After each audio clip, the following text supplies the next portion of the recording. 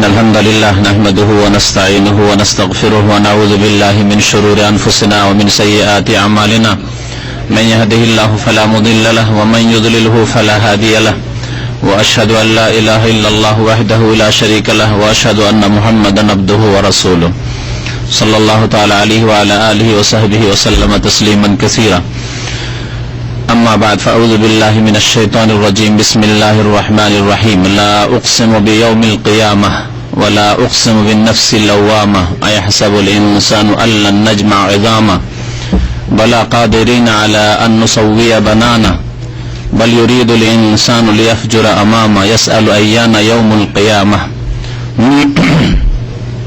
আল্লাহ পাক রব্বুল আলামিনের সমস্ত প্রশংসা যে আল্লাহ পাক রব্বুল আলামিন কোরআনে কারীম নাযিল করেছেন আমাদের হিদায়াতের জন্য। দরুদ ও সালাম নাযিল হোক প্রিয় নবী সাল্লাল্লাহু আলাইহি সাল্লামের উপর, যিনি কোরআনে কারীম আমাদের পর্যন্ত পৌঁছে দিয়েছেন আমাদের সঠিক পথ দেখানোর জন্য। আল্লাহুম্মা সাল্লি আলাইহি আল্লাহুম্মা বারিক আলাইহি। আজকে তাফসীর হবে সূরা আল কিয়ামার। এই সূরার প্রথম আয়াতে কিয়ামত শব্দটি, আল কিয়ামা শব্দটি উল্লেখ করা হয়েছে, তা দিয়ে নামকরণ করা হয়েছে এবং কিয়ামত সম্পর্কে আলোচনা এই সূরায় রয়েছে। এই সূরা নবী করিম সাল্লাল্লাহু আলাইহি ওয়াসাল্লামের মক্কি জীবনে নাযিল হয়েছে।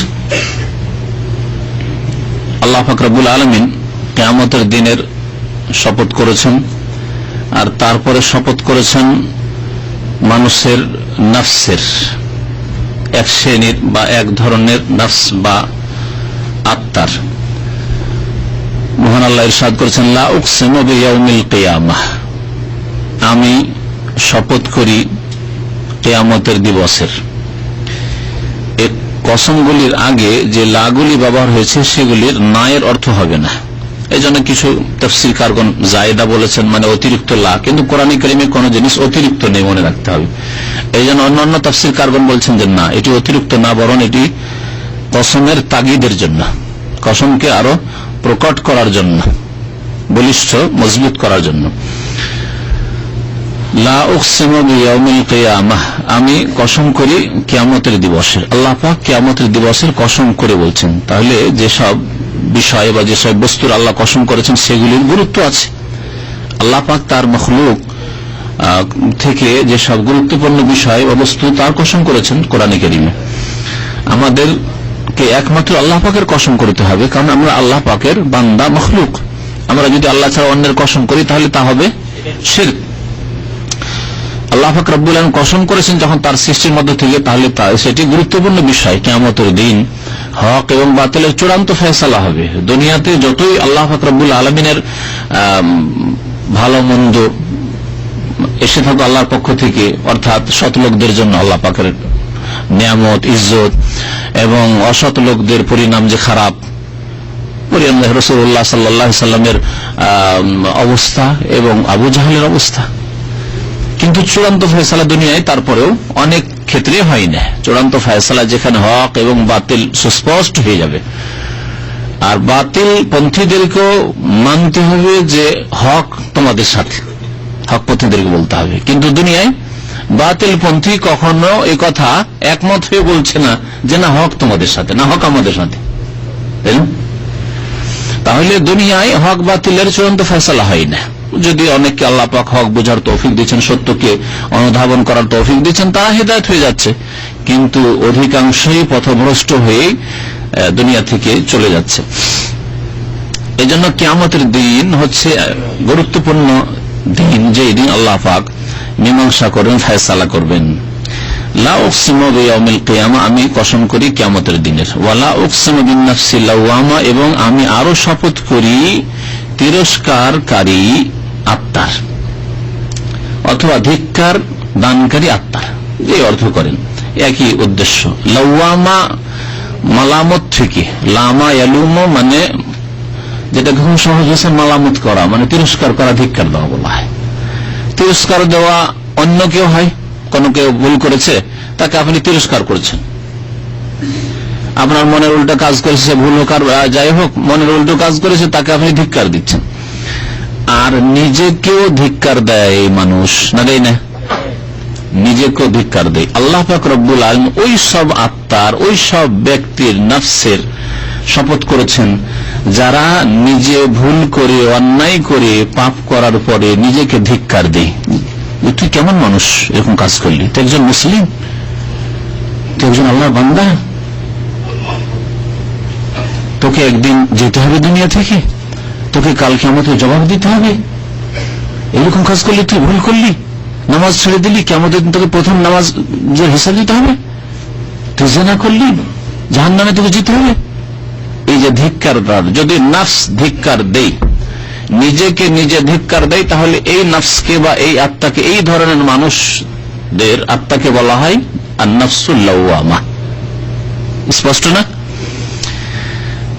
কোরআনে কারীম আল্লাহ পাক রব্বুল আলামিন 3 রকমের নফসের কথা উল্লেখ করেছেন। নফস অর্থ যদি আত্মা নিয়ে, রূহ নি, তো রূহ আর না হলে মন বলতে পারেন। নফস একাধিক অর্থে ব্যবহার হয়। ব্যক্তিকে নফস বলা হয়, নফসি মানে আমার ব্যক্তি।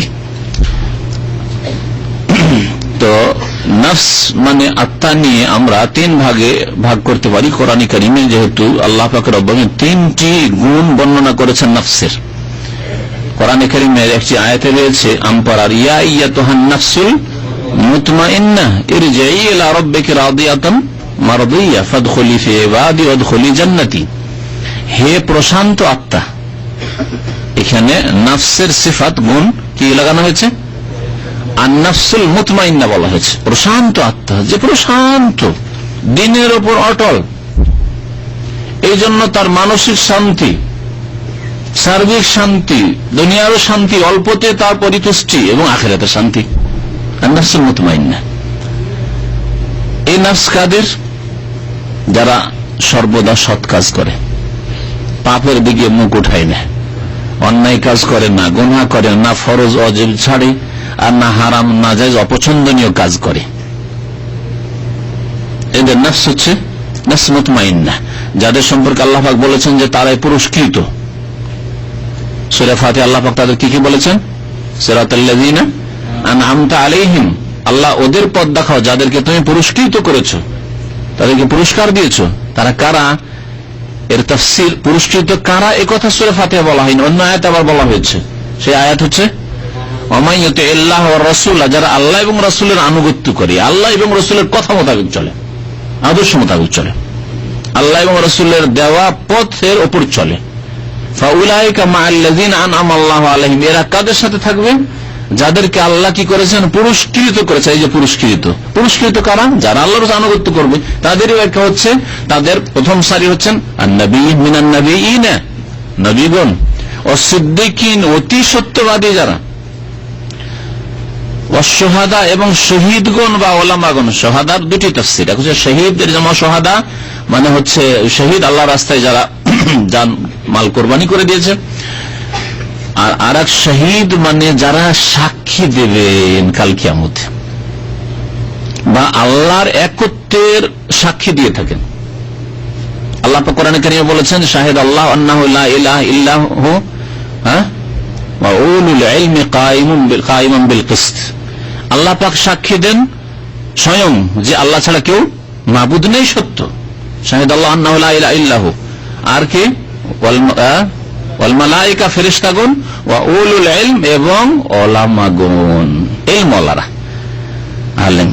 ওলামা মানে কোরআন সুন্নাহর ওলামা, যারা কোরআন তাওহীদের প্রচার করে, সুন্নাতের প্রচার করে, হকের প্রচার করে, শিরক বিদআতের প্রচার করে না, তারা হচ্ছে ওলামা। সাহাবায়ে কেরামদের জামানা থেকে শুরু করে কিয়ামত পর্যন্ত যারা এই পথের উপর থাকবে। তো এখানে আল্লাহ পাক কি বললেন? ওলামাদেরকে কি বললেন? শাহেদ আল্লাহ, এদেরকে শাহাদাত দানকারী বললেন, তাহলে সাক্ষী দানকারী। এই জন্য শাহাদার 2টি তাফসীর, শেখ বিন উসাইমিন রাহমাতুল্লাহ আলাইহি আমপারার তাফসীর তার যে আছে তাতে বলেছেন শাহাদা মানে শহীদগণ হতে পারে, আর শাহাদা মানে ওলামাও হতে পারে। তাহলে 3 নম্বরে আল্লাহ পাক তাদের কথা উল্লেখ করলেন। 4 নম্বরে ওয়াসসালিহিন, সৎকর্মশীল। ওই রকম পণ্ডিত আলেম তো নয়, দ্বীনের কোরআন এবং হাদিসের আরবি ভাষার জ্ঞানের মাধ্যমে ভালো আলেম হয়েছে এবং কোরআন সুন্নাহ আলেম হয়েছে নয়, কিন্তু নেক লোক, সৎ লোক, আবেদ, পরেজগার, হারাম খায় না, ফরজ ওয়াজিব ছাড়ে না, আর অন্যায় কাজ, গুনার কাজ করে না, সালেহীন। তো নফসে মুতমাইন্না তাহলে কাদের? এই সব লোকদের যারা সৎকর্মশীল, সৎকর্মশীল সালেহীন। এবং তার উপরে এই এক রকমের নফস হয়ে গেল। আর দ্বিতীয় নফস হচ্ছে এই নফসে লাওয়ামা, মানে তিরস্কারকারী। তারা কেমন? তারা ভালো কাজ করে, মুমিন, তাদের নফস হচ্ছে মুমিন, তারা মুমিন মুসলিম, ভালো কাজ করে, ভালো কাজ করে, মাঝে মাঝে গুনাহ করে দেয়। 5 ওয়াক্ত নামাজ পড়ে, মানে বেনামাজি, কিন্তু কিছু গুনাহ করে, হারাম খেয়ে নেয়, হারাম করে, হারাম কাজ করে, নাজায়েজ কাজ কোথাও করে দিল, আর নাজায়েজ নজর দিল ইত্যাদি, এরকম করে। তারপরে আবার নিজেকে তিরস্কার করে যে তুই নামাজি মানুষ, আবার তুই ফিল্ম দেখিস, তুই নামাজি মানুষ, আবার তুই কি বলে এক রিয়ালি হোক, কি করে চুরি করলি তুই?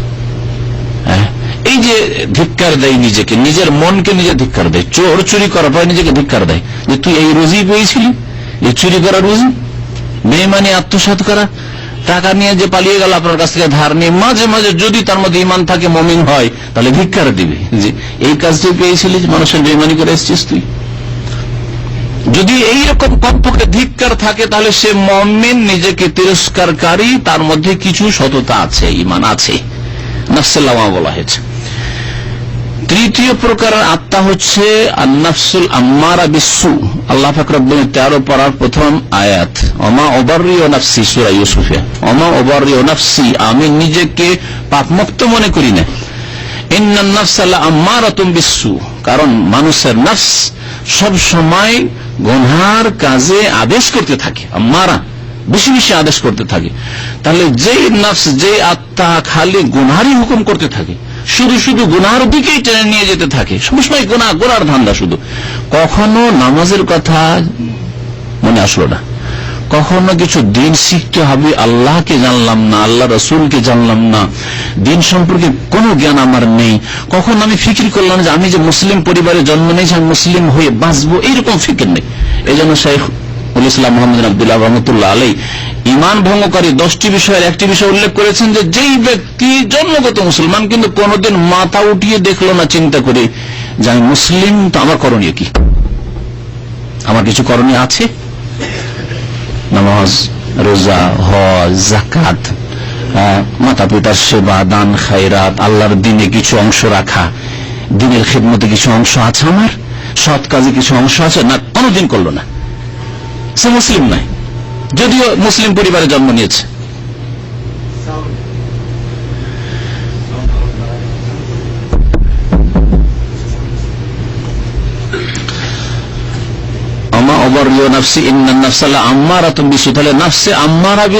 ওই নফস যে সবসময় পাপের কাজে লিপ্ত থাকে আর পাপ ছাড়তে চায় না, নেকির দিকে কখনো মাথা উঠায় না।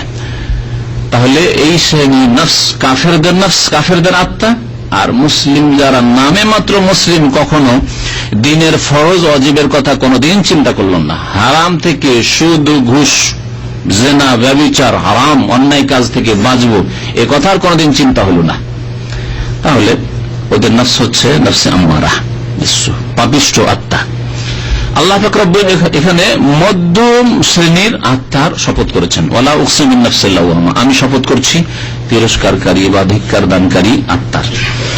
আয়াহসাবুল ইনসানু আল্লান নাজমা ইযাম, আচ্ছা কসম তো করলেন, কিন্তু কি বিষয়ের উপর কসম করলেন এখানে উজ্জ্ব আছে। কোরআনে কারিমে কখনো কখনো এরকম আল্লাহ পাক রব্বুল আলামিন ভঙ্গিমা অবলম্বন করেছেন যে শপথ উল্লেখ করেছেন, কিন্তু যেই বিষয়ে শপথ করা হয়েছে এটা হচ্ছে মাকসাম আলাই। একটা হচ্ছে মাকসাম বিহি, যার কসম করা হইল, আর হচ্ছে মাকসাম আলাই, যার জন্য কসম করা হইল বা যার উপর কসম করা হইল। যেমন আপনি বলছেন আল্লাহর শপথ, আমি এই কাজটি করব না, এই যে আমি এই কাজটি করব না, এটা হচ্ছে মাকসাম আলাই, যার উপর কসম করলেন। আর যেই বিষয়ের কসম করলেন সেটা হচ্ছে আল্লাহর কসম, আল্লাহর কসম। তো আল্লাহ পাক কসম করে এখানে আর কিছু না বলে আয়াহসাবুল ইনসান, মানুষকে চিন্তা করে প্রসঙ্গ শুরু হয়ে গেল, কিন্তু কিসের উপর কসম করা হলো কথা বলা হয়নি। কারণ এই বিষয়বস্তু স্পষ্ট করছে যে আল্লাহ পাক রব্বুল আলামিন কি বিষয়ের উপর শপথ করেছেন, তা হচ্ছে কিয়ামত অবশ্যই হবে, তোমাদের পুনরুত্থান অবশ্যই হবে, একদিন আল্লাহর কাছে তোমাদেরকে উপস্থিত হতে হবে। এই বিষয় হচ্ছে মাকসাম আলাই, যার উপর আল্লাহ কসম করেছেন। কারণ কিয়ামতের কসম করে আল্লাহ বলছেন। তারপরে আবার আসছে আয়াহসাবুল ইনসানু আল্লান নাজমা ইযামা, মানুষ কি এই ধারণা রাখে, অর্থাৎ কাফের যে পরকালে বিশ্বাসী নয়, পরকাল সম্পর্কে সন্দিহান, জাতিতে নামে মুসলমান কিন্তু কোনদিন পরকালের কথা তার ফিকিরে আসল না, তার চিন্তায় কোনদিন ব্রেনে এই কথা আসেনি। চিন্তায় পয়সা, ধন, দৌলত, নেতৃত্ব, শিক্ষা, দীক্ষা, এই সেই টেকনোলজি, সায়েন্স সব আসলে, বিদেশ যাব, এই করুন, সব এসছে, কিন্তু পরকালও হবে, জবাব দিতে হবে, হাজির হতে হবে, আল্লাহর সামনে দাঁড়াতে হবে, এই চিন্তা কোনদিন আসেনি। তার কল্পনার বাইরে ছিল বলে, তার ধারণার বাইরে ছিল। সে মুসলিম নয়, বিদেশে জন্মগত মুসলিম, মুসলিম না। মুসলিম মানে পাসপোর্ট ওয়ালা মুসলিম নয়, মুসলিম মানে একামাওয়ালা মুসলিম নয়, মুসলিম মানে ভোটার লিস্ট ওয়ালা মুসলিম নয়। ভালো করে মনে রাখেন, মুসলিম মানে আল্লাহ পাকের কাছে যে মুসলিম, যেই ব্যক্তি কোরআন সুন্নাহর আলোকে আল্লাহর নজরে মুসলিম। তো আল্লাহ কি বলছেন, আয়াহসাবুল ইনসান, মানুষের কি এই ধারণা যে আল্লাহ নাজমা ইযামা, তাদের হাড় হাড্ডি গুলিকে আমি একত্রিত করব না, সরে গেল, পচে গেল, মাটিতে মিশে গেল, তারপরে আমি একত্রিত করব না অস্থিগুলিকে? বালা, অবশ্যই। বালা, হ্যাঁ, বালা মানে হ্যাঁ, আর নাম মানেও হ্যাঁ, কিন্তু এই দুই হ্যাঁ গ্রামারে পার্থক্য আছে, কাওয়ায়েদে পার্থক্য আছে। ইতিবাচক এতে কোনো কিছু প্রমাণ করার জন্য, সাবিত করার জন্য, ইতিবাচক বলার জন্য যদি আসে, আপনি যাবেন, যদি জিজ্ঞাসা করি আপনাকে, তোমার নাম কি বলবেন? নাম, হ্যাঁ। আর যদি আপনি যাবেন না, জিজ্ঞেস করি, আপনি যাবেন না, তাহলে কি বলতে হবে? নাম বললে হবে না, উল্টো হয়ে যাবে অর্থ। বাংলা অবশ্যই। আল্লাহ জিজ্ঞাসা করেছেন, আলাইসা যালিকা বিকাদিরিন আলা আন ইউহিয়াল মাউতা, বলা আলাইসাল্লাহু বিআহকামিল হাকিমিন, আল্লাহ কি আহকামুল হাকিমিন নন? বলা হ্যাঁ, অবশ্যই। এই যে আলাইসা, নয়, নয়, আল্লাহ কি নন? এইরকম এখানে আল্লাহ বলছেন কিয়ামত কি হবে না, বলছে আল্লাহ বলছেন বালা, অবশ্যই হবে। তোমাদের অস্থিগুলিকে, হাড় হাড্ডিকে কি জমা আমি করব না, একত্রিত করব না, আবার পুনর্জীবিত করব না তোমাদেরকে? না, করব না? হ্যাঁ, অবশ্যই করব। বালা, তাই আল্লাহ পাক বলছেন বালা, হ্যাঁ, কাদেরিন, আমি সক্ষম, আলা আন নুসাউইয়া বানানা, তাদের সৃষ্টি শুধু নয়, ক্ষুদ্র ক্ষুদ্র অঙ্গ প্রত্যঙ্গ, বানান বলা হয় আঙ্গুলের জোড়গুলিকে, এই যে আঙ্গুলের অগ্রভাগ অথবা এই যে আঙ্গুলের যে জোড়গুলি আছে, গ্রন্থি আছে, এগুলিকে বানান বলা হয়। ইসবা মানে আঙ্গুল, আর আঙ্গুলের জোড়গুলিকে বা অগ্রভাগ, অগ্রভাগ বলেছেন, আর এই জোড়গুলিকে বলা হয় যেগুলি বাঁকা হচ্ছে, যে বাঁকা হচ্ছে, এগুলি হচ্ছে বানান। আল্লাহ পাক বলছে যে ক্ষুদ্র ক্ষুদ্র তোমাদের অঙ্গ প্রত্যঙ্গ, এগুলিকে আমি কি করব? সুবিন্যস্ত করব, মানে আপন আপন জায়গায় সাজিয়ে দেব। যেদিন আমি কিয়ামতের দিনে তোমাদেরকে উঠাবো, সরে গলে চলে গেছে মাটিতে, তারপরে প্রত্যেকটি আঙ্গুলের আপন আপন জোড়গুলি নিজ নিজ জায়গায় গিয়ে সুসজ্জিত হয়ে যাবে। বালিয়রিদুল ইনসান, আল্লাহ পাক বলছেন যে বরং মানুষ চাই কি করতে, লিয়াফজুর আমামা, আগামী জীবনে, ভবিষ্যৎ জীবনে কি করতে চায়? আমামা মানে সামনে, তারপর সামনে, সামনে জীবনে, আগামী জীবনে কি করতে চায়? পাপে লিপ্ত থাকতে চায়। সেই জন্য যখন পাপে লিপ্ত থাকে, পরকালের কথা আর চিন্তা করে, পরকালে বিশ্বাস থাকলে পাপে লিপ্ত শব্দ সবসময় থাকতো না। পরকালের যদি চিন্তা থাকতো, বিশ্বাস থাকতো, তাহলে আগামী দিনে পাপ করতেই থাকতো, এমনটা হইতো না। কখনো ভুল হয়ে যেতে পারে, কিন্তু সাথে সাথে সংশোধন করতো। লিয়াফজরা, ফাজারা, ইয়াফজরা মানে পাপ করা হচ্ছে আম অর্থ, ব্যাপক অর্থ। আর তাফসীর কারগণ সাহাবায়ে কেরামের মধ্যে থেকে তারা ফাজারা ইয়াফজরা মানে তাদের আরবি ভাষায় মিথ্যা বলা হইতো, মিথ্যা বলা বা মিথ্যা প্রতিপন্ন করা, তাই তারা এইভাবে অর্থ করেছেন, বালিয়রিদুল ইনসান, মানুষ কি করতে চায়? লিয়াফজরা আমামা, তার আগামী জীবন কে মিথ্যা মনে করতে চায়। এই আগামী জীবন মানে তাহলে কিয়ামত হয়ে গেল। এই কিয়ামতকে মিথ্যা মনে করতে চায়, বিশ্বাসী করতে চায় না। কাফের মানুষ, অস্বীকারী মানুষ, যারা সন্দেহ করে এই পুনরুত্থানকে, ইয়াসআলু, এবং এই কাফের যারা মিথ্যা মনে করে ভবিষ্যৎ জীবনকে, মানে ওই কিয়ামতকে, পুনরুত্থানকে, ইয়াসআলু জিজ্ঞাসা করে, আইয়ানা ইয়াউমুল কিয়ামা, আবার কিয়ামত হবে কখন? কখন কিয়ামত হবে বলেন দেখি? ঠাট্টা করে নবী সাল্লাল্লাহু আলাইহি ওয়াসাল্লাম জিজ্ঞাসা করতো, অনেক সময় জিজ্ঞাসা করতো, দেখি জবাব দিবে কি জবাব দেয়। ইয়াসআলু আইয়ানা ইয়াউমুল কিয়ামা, আল্লাহ বলেছেন যে এই ইলমুহা ইনদা রাব্বি, নবী তুমি বলে দাও আমার রবের কাছে এর ইলম আছে, এই আমার দায়িত্ব আমাকে দেওয়া হয়নি। ফিমা আনতা মিন যিকরাহা, এর আলোচনার সাথে তোমার কি সম্পর্ক মুহাম্মদ সাল্লাল্লাহু আলাইহি সাল্লাম? এর ইলম তো আল্লাহর কাছে। ইলা রাব্বিকা মুনতাহাহা, এর চূড়ান্ত ফয়সালা তো আল্লাহর হাতে। কখন কিয়ামত হবে, পৃথিবী ধ্বংস হবে, আল্লাহ উঠাবেন, হাসর হবে, জবাবদিহি করতে হবে আল্লাহ পাক রব্বুল আলামিনের কাজ। তোমার কাজ হচ্ছে মানুষকে সতর্ক করে দেওয়া এবং না দেখে বিশ্বাস করতে হবে, এই শর্তে হিদায়াত হবে, ঈমান বিল গায়ব। ফাইযা বারিকাল বাসার, যখন কিয়ামত হবে তখন কি হবে? ফাইযা বারিকাল বাসার, তখন দৃষ্টি ধাঁধিয়ে যাবে। ধাঁধিয়ে যাওয়া, দৃষ্টি ধাঁধিয়ে যাওয়া বুঝেন? হ্যাঁ, কখন? হ্যাঁ, দৃষ্টি হারিয়ে যাওয়া। দেখছেন কিন্তু ধুলা আকাশ, কিছু দেখছেন না। ধাঁধিয়ে যাওয়া, এটা হচ্ছে অনেক সময় মানুষ পেরেশান হয়ে গেলে দুনিয়া হয়, মনে হচ্ছে কিছু দেখছি না দুনিয়া, কিন্তু না, আল্লাহ পাক রব্বুল আলামিন যেটা উল্লেখ সেটা হচ্ছে ফাইযা বারিকাল বাসার ওয়া খাসাফাল কমার, কিয়ামতের দিন। কিয়ামতের দিনের ভয়ঙ্কর অবস্থা সম্পর্কে আল্লাহ পাক বলছেন, সেই দিন দৃষ্টি শক্তি থাকা সত্ত্বেও মানুষের দৃষ্টি শক্তি ধাঁধিয়ে যাবে, হয়রান পেরেশান, হাই কি হবে, কি হইল, দেখছে না কিছু। ফাইযা বারিকাল বাসার।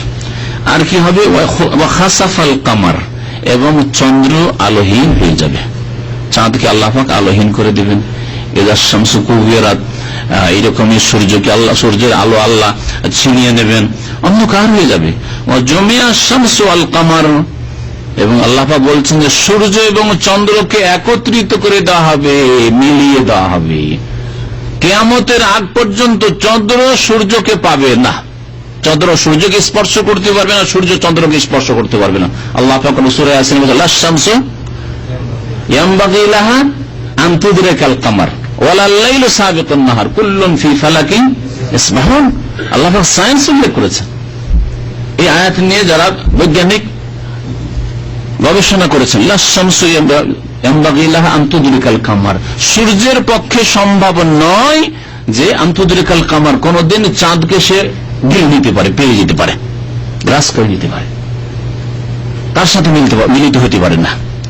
ওয়ালাল লাইলু সাবিকুন নাহার, আর রাত দিনের আগে বেড়ে যাবে না। আল্লাহ পাক যে সিস্টেমে রাতের পর দিন আসছে, দিনের পর রাত আসছে, ওয়ালাল লাইলু সাবিকুন নাহার, রাত হয়ে থেকে যাবে আর দিন হইল না, এটা হতে পারে না। আল্লাহ পাক তবে কোন জায়গায় ছোট, কখনো বড়, দিন ছোট হচ্ছে, রাত বড় হচ্ছে ইত্যাদি, সেটা আল্লাহ পাক রব্বি তৈরি করেছেন।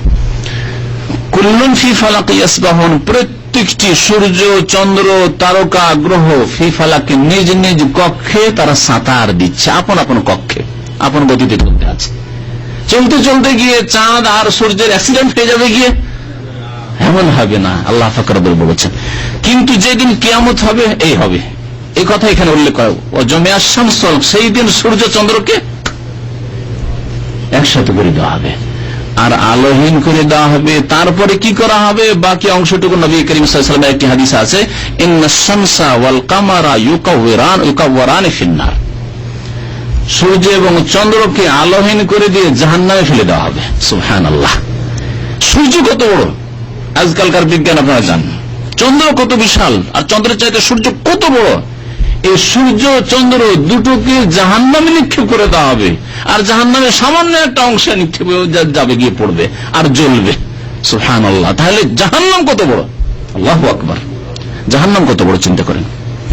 যে জাহান্নামে সূর্য চন্দ্র ছাড়া অসংখ্য নারী পুরুষ আর মানুষ জিন জ্বলতে থাকবে, সেই জাহান্নামে নিক্ষেপ করা। কেন সূর্য চন্দ্রকে জাহান্নামে নিক্ষেপ করা হবে?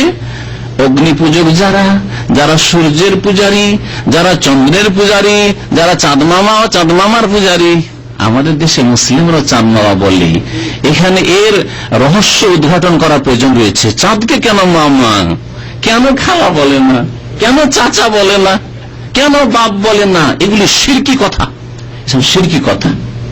এইসব যারা চন্দ্র পূজক এবং সূর্য পূজক তাদের থেকে এসেছে।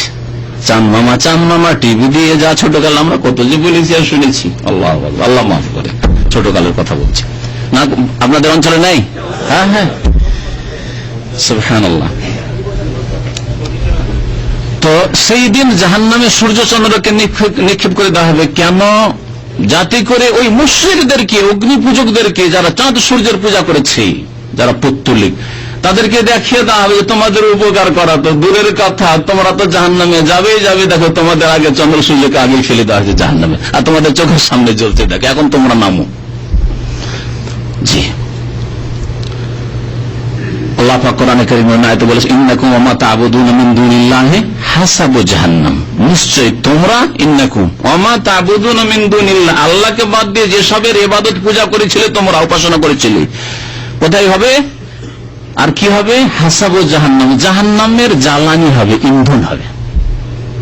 আনতুম লাহা ওয়ারিদুন, আর তোমরাও সেই জাহান্নামের ঘাটে নামবে। লাউকানা হাউলাই আলেহাতাম মা ওয়ারাদুহা, আল্লাহ বলছেন এই চন্দ্র সূর্য যদি আলেহা মাবুদ উপাস্য হইতো, আর এই দেবী দেবতা মূর্তি পুতুল প্রতিমা আর যারা শিরক করার হুকুম দিয়েছে মানুষের মধ্য থেকে, তারা যদি আলেহা হইতো, উপাস্য হইতো, মা ওয়ারাদুহা, তাহলে তোমাদের উপাস্য যেগুলি মাবুদ সেগুলি তো কমপক্ষে নেতা হয়ে বসে থাকতো আমার পাশে। আল্লাহ বলবেন এরা জাহান্নামে পড়তো না, এদেরকে জাহান্নাম নিক্ষেপ করেছি। কুল্লুন ফিহা খালেদুন, এরা সকলেই জাহান্নামে থাকবে, যাদের পূজা হয়েছে আর যারা পূজা করেছে আল্লাহ ছাড়া অন্যের, সমস্ত কুল্লুন ফিহা খালেদুন, চিরকাল জাহান্নামে থাকবে। আল্লাহ পাক রব্বুল আলামিন বলেছেন। তো ওয়াজমে আশ-শামস ওয়াল কামার সেই সময় হবে, চাঁদ সূর্য একসাথে করে মিলিয়ে দেওয়া হবে আর জাহান্নামে নিক্ষেপ করে দেওয়া হবে। ইয়াকুলুল ইনসান, সেই দিন মানুষ ইয়াকিন হয়ে যাবে, নিশ্চিত দুনিয়ায় ফিকির করিনি যে আখিরাত হবে, পরকাল হবে, আর আবার উঠানো হবে আর হিসাব দিতে হবে, কিন্তু এখন তো ইয়াকিন হয়ে গেছে। তখন মানুষ বলবে আইনাল মাফার, কোথায় পালাবো, পালাবার স্থান কোথায়? ফাররা ইয়াফিরু মানে পালানো, আর মাফার মানে পালাবার স্থান, ইসম জারফের সিগা। আল্লাহ বলেন কাল্লা, কোশ্চিন কালে না, উপায় নেই, কোথায় পালাবে তুমি? ইয়া মাশারাল জিন্নি ওয়াল ইনসি ইন ইসতাতা'তুম আন তানফুযু মিন আকতারিস সামাওয়াতি ওয়াল আরদি ফানফুযু লা তানফুযুনা ইল্লা বিসুলতান। হে মানুষ এবং জিনের দল, ইন ইসতাতা'তুম আন তানফুযু মিন আকতারিস সামাওয়াতি ওয়াল আরদি, আসমান জমিনের দিগন্ত থেকে তোমরা পার করে যদি পালাতে পারো, দেখি পালাও তো, দেখি কোথায় পালাবে। সৌদি আরবে থাকবো না, চলে গেলাম বাংলাদেশ, ভারত, কোথাও চলে পাল, কোন পশ্চিমা দেশে চলে গেলাম আর রাজনৈতিক আশ্রয় নিয়ে নিলাম, তাই না? কিন্তু যাও আসমান জমিনের প্রান্ত থেকে বাইরে চলে যাও, যাও পালাও, লা তানফুযুনা ইল্লা বিসুলতান। এটা ভেদ করে যাওয়ার ক্ষমতা না থাকলে তো যেতে পারছো না, আর এই ক্ষমতা তো তোমাদেরকে দেওয়া হয়নি। ফাবিআইয়ি আলাই রাব্বিকুমা তুকাযযিবান, আল্লাহর কোন নিয়ামতকে অস্বীকার করো? আল্লাহর জমিনে বাস করো, আল্লাহর জমিনে চলাফেরা করো, আল্লাহর জমিন থেকে রুজি রিজিক হাসিল হয়, আল্লাহর জমিনে ছেলে মেয়ে তোমার লালন পালন করো, আল্লাহর জমিনে তুমি ঘর বাড়ি করে আছো, আল্লাহর জমিন থেকে সবকিছুই খাচ্ছ আর সমস্ত কিছু নিচ্ছ, হাওয়া বাতাস শ্বাস প্রশ্বাস, আর তারপরে আল্লাহকে চিনি না, আল্লাহ পাকের একত্ব বিশ্বাসী বলে না, আল্লাহ পাকের ইবাদতবন্দি করলে না। ফাবিআইয়ি আলাই রাব্বিকুমা তুকাযযিবান, আল্লাহর কোন নিয়ামতকে অস্বীকার করবে? আল্লাহ বলছেন কোশ্চিন কালেও নাই, পালাবার কোন স্থান, লা ওয়াজার, কোন আশ্রয় স্থল নেই। ওয়াজার মানে আশ্রয় স্থল, লা ওয়াজার মানে লা মাকান, কোন স্থান নেই আশ্রয় নেওয়ার। ইলা রাব্বিকা ইয়াউমাইযিল মুস্তাকার, তোমার রবের দিকে সেই দিন ঠাঁই হবে, মুস্তাকার ঠাঁই, তখন ঠিকানা হবে, মুস্তাকার মানে ঠিকানা বা ঠাঁই যাই বলে, সেদিন ঠাঁই হবে একমাত্র কোথায়? তোমার রবের কাছে। তোমার রবের কাছে কি আশ্রয় নিতে হবে। যদি আল্লাহ পাকের ইবাদত করে থাকো, রবের ইবাদত করে থাকো, তাহলে তো ভালোই ঠাঁই পেয়েছো, আশ্রয় পেয়ে গেছো, আলহামদুলিল্লাহ। আর যদি আল্লাহ পাককে না চিনে থাকো, তার ইবাদত বন্দেগী না করে থাকো, ফরজ ওয়াজিব আদায় না করে থাকো, তাওহীদে বিশ্বাসী না হয়ে থাকো, পরকালে বিশ্বাস না করে থাকো, তাহলে তো কোনো উপায় নেই, জাহান্নামে যেতে হবে। ইউনাব্বাউল ইনসানু ইয়াওমাইযিন, সেই দিন মানুষকে জানিয়ে দেওয়া হবে। নাব্বা ইউনাব্বাউ মানে খবর দেওয়া, সংবাদ দেওয়া, জানিয়ে দেওয়া। এখান থেকে নবীকে নবী বলা হয়, নবী যার কাছে সংবাদ আসে আকাশের, আর তিনি সংবাদ দেন মানুষকে, গায়বের অদৃশ্যের সংবাদ দিতে পারেন, যার কাছে ওহীর মাধ্যমে সংবাদ আসে নাবা থেকে। আম্মা ইয়াতাসাআলুন আনিল নাবাইল আযীম, মহাখবর, মহাসংবাদ। তুয়ানাব্বাউল ইনসান, মানুষকে জানিয়ে দেওয়া হবে ইয়াউমাইযিন, সেই দিন, বিমা কাদ্দামা, ওই সম্পর্কে যা আগে পাঠিয়েছে, অগ্রিম কি পাঠিয়েছো, আখিরাতের জন্য, জান্নাত হাসিলের জন্য পাঠিয়েছো না জাহান্নামে যাওয়ার জন্য পাঠিয়েছো, পাপ পাঠিয়েছো না নেকি পাঠিয়েছো। ইয়ানাব্বাউল ইনসান, সেদিন জানিয়ে দেওয়া হবে। ওয়া আখার, আর পিছনে কি ছেড়ে এসছে তাও জানিয়ে দেওয়া হবে। পিছনে কি রেখে এসছো, কাদেরকে রেখে এসছো, কার জন্য রেখে এসছো ধন সম্পদ, কার জন্য পাপ করেছিলে, ছেলে মেয়েদের জন্য পাপ করেছিলে, স্ত্রীর জন্য পাপ করেছিলে, তাদেরকে সুখী রাখবে এই জন্য হারাম খেয়েছিলে, এই জন্য সময় পাওনি নামাজ আদায় করার, এই জন্য ফজরে জাগতে পারোনি, যে রাত 12টার দিয়ে 1টা পর্যন্ত ডিউটি করেছি, আবার ফজর কেমনি পড়বো, এই জন্য বিমা কাদ্দামা আগে কি পাঠিয়েছো তাও জানিয়ে দেওয়া হবে, আর পিছনে কি ছেড়ে এসছো তাও জানিয়ে দেওয়া হবে। তারপর আল্লাহ পাক বলছেন বালিল ইনসানু আলা নাফসিহি বাসীরা, সেই দিন মানুষকে তো আল্লাহ পাক জিজ্ঞাসা করবেন, কিন্তু মানুষ নিজের সম্পর্কে নিজে বেশি জানে। আল্লাহ পাক বালিল ইনসানু আলা নাফসিহি বাসীরা মানে হচ্ছে যে প্রত্যেক মানুষ নিজের সম্পর্কে বেশি জ্ঞাত। আপনাকে যদি জিজ্ঞাসা করা হয় আপনার সম্পর্কে সবচেয়ে বেশি কে জানেন, আল্লাহর পরে আপনি জানেন। আপনি কি করেছেন, কেমন মানুষ, কোন সময় কি করেছেন, কোন দিনে কোন কালে কি করেছেন, সবকিছু আপনি জানেন, কারণ আপনার জীবন সেটা, আপনার লাইফ। আল্লাহ পাক তাই বলেছেন। তারপরে আল্লাহ পাক রব্বুল আলামিন জিজ্ঞাসা করবেন যে তুমি এগুলো করেছো, আমেলটা কাজা, এই আমলগুলি করেছো, এই পাপ করেছো, এই পাপ করেছো, এই অন্যায় করেছো, এইরকম জুলুম করেছো, এই দিনে নামাজ ছেড়েছো, এতদিন এই রোজা ছেড়েছো, এই এত টাকার যাকাত দাওনি, আপনাদের জানা আছে। তারপরে প্রথম মিথ্যা বলার চেষ্টা করবে।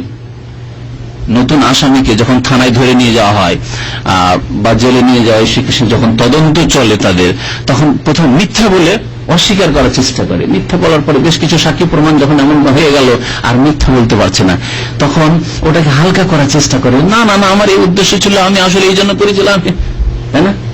এইরকমই কাল কিয়ামতে পাপিষ্ঠরা তাই করার চেষ্টা করবে, কিন্তু সবকিছু নোট করা আছে, সবকিছু নোটে আছে।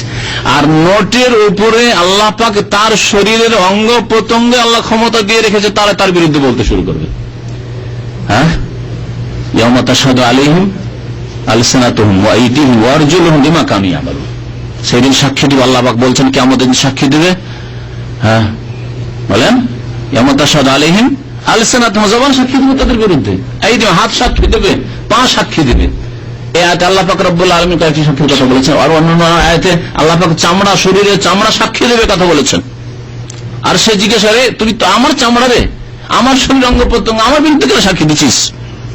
ইয়া শাহিদতুম আলাইনা, কেন আমার বিরুদ্ধে সাক্ষী? তখন শরীর অঙ্গ প্রত্যঙ্গ আনতাকানা আল্লাহুল্লাযী আনতাকা কুল্লা শাই, কি করবো আমাদের বলতে, তো আল্লাহ বাধ্য করেছে, বলতে হবে, এমন শক্তি দিয়ে যে বলতে হবে, উপায় নেই। প্রত্যেক বস্তুকে যে আল্লাহ বলার শক্তি দিয়েছেন, সে আল্লাহ আমার মধ্যে বলার শক্তি দিয়েছেন, এখন আমার বলার সময়।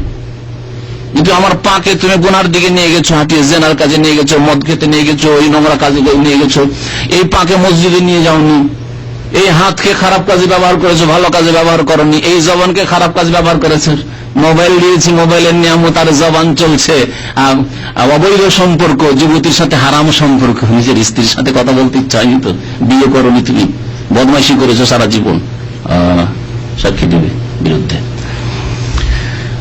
আল্লাহ পাক রব্বুল আলামিন কি বলছেন, বালিল ইনসানু আলা নাফসিহি বাসীরা, বরং মানুষ নিজের ওপর নিজেই চাক্ষুষ সাক্ষী বলা যেতে পারে, চাক্ষুষদর্শী, বসীরা, নিজেকে নিজে বেশি দেখে মানুষ।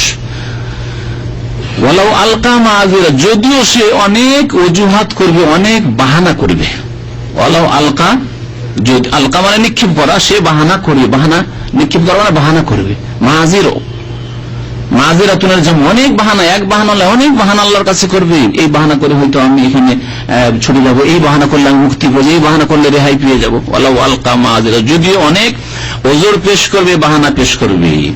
বিষয়বস্তু এখানে পরিবর্তন হয়ে যাচ্ছে। আল্লাহ পাক অন্য আরেকটি বিষয়বস্তু উল্লেখ করেছেন, সেটা হচ্ছে যে কোন কোন তাফসীর কারগণ বলেছেন এই সূরা যখন নাযিল হয় সেই সময়, অথবা অন্য কোন সূরা যখনই নাযিল হইতো তখন নবী করিম সাল্লাল্লাহু আলাইহি ওয়াসাল্লাম প্রথম দিকে, প্রথম সূরাগুলি যখন নাযিল হইতো মক্কি জীবনে, রাসূলুল্লাহ সাল্লাল্লাহু আলাইহি ওয়াসাল্লাম কোরআন মুখস্থ করার জন্য তাড়াতাড়ি শুরু করতেন, একটু তাড়াহুড়ো করতে লাগতেন। জিবরাইল আলাইহিস সালাম পড়ে শোনাচ্ছেন কোরআন আয়াত নিয়ে এসে, নবী সাল্লাল্লাহু আলাইহি ওয়াসাল্লাম সাথে সাথে শুরু করে দিতেন।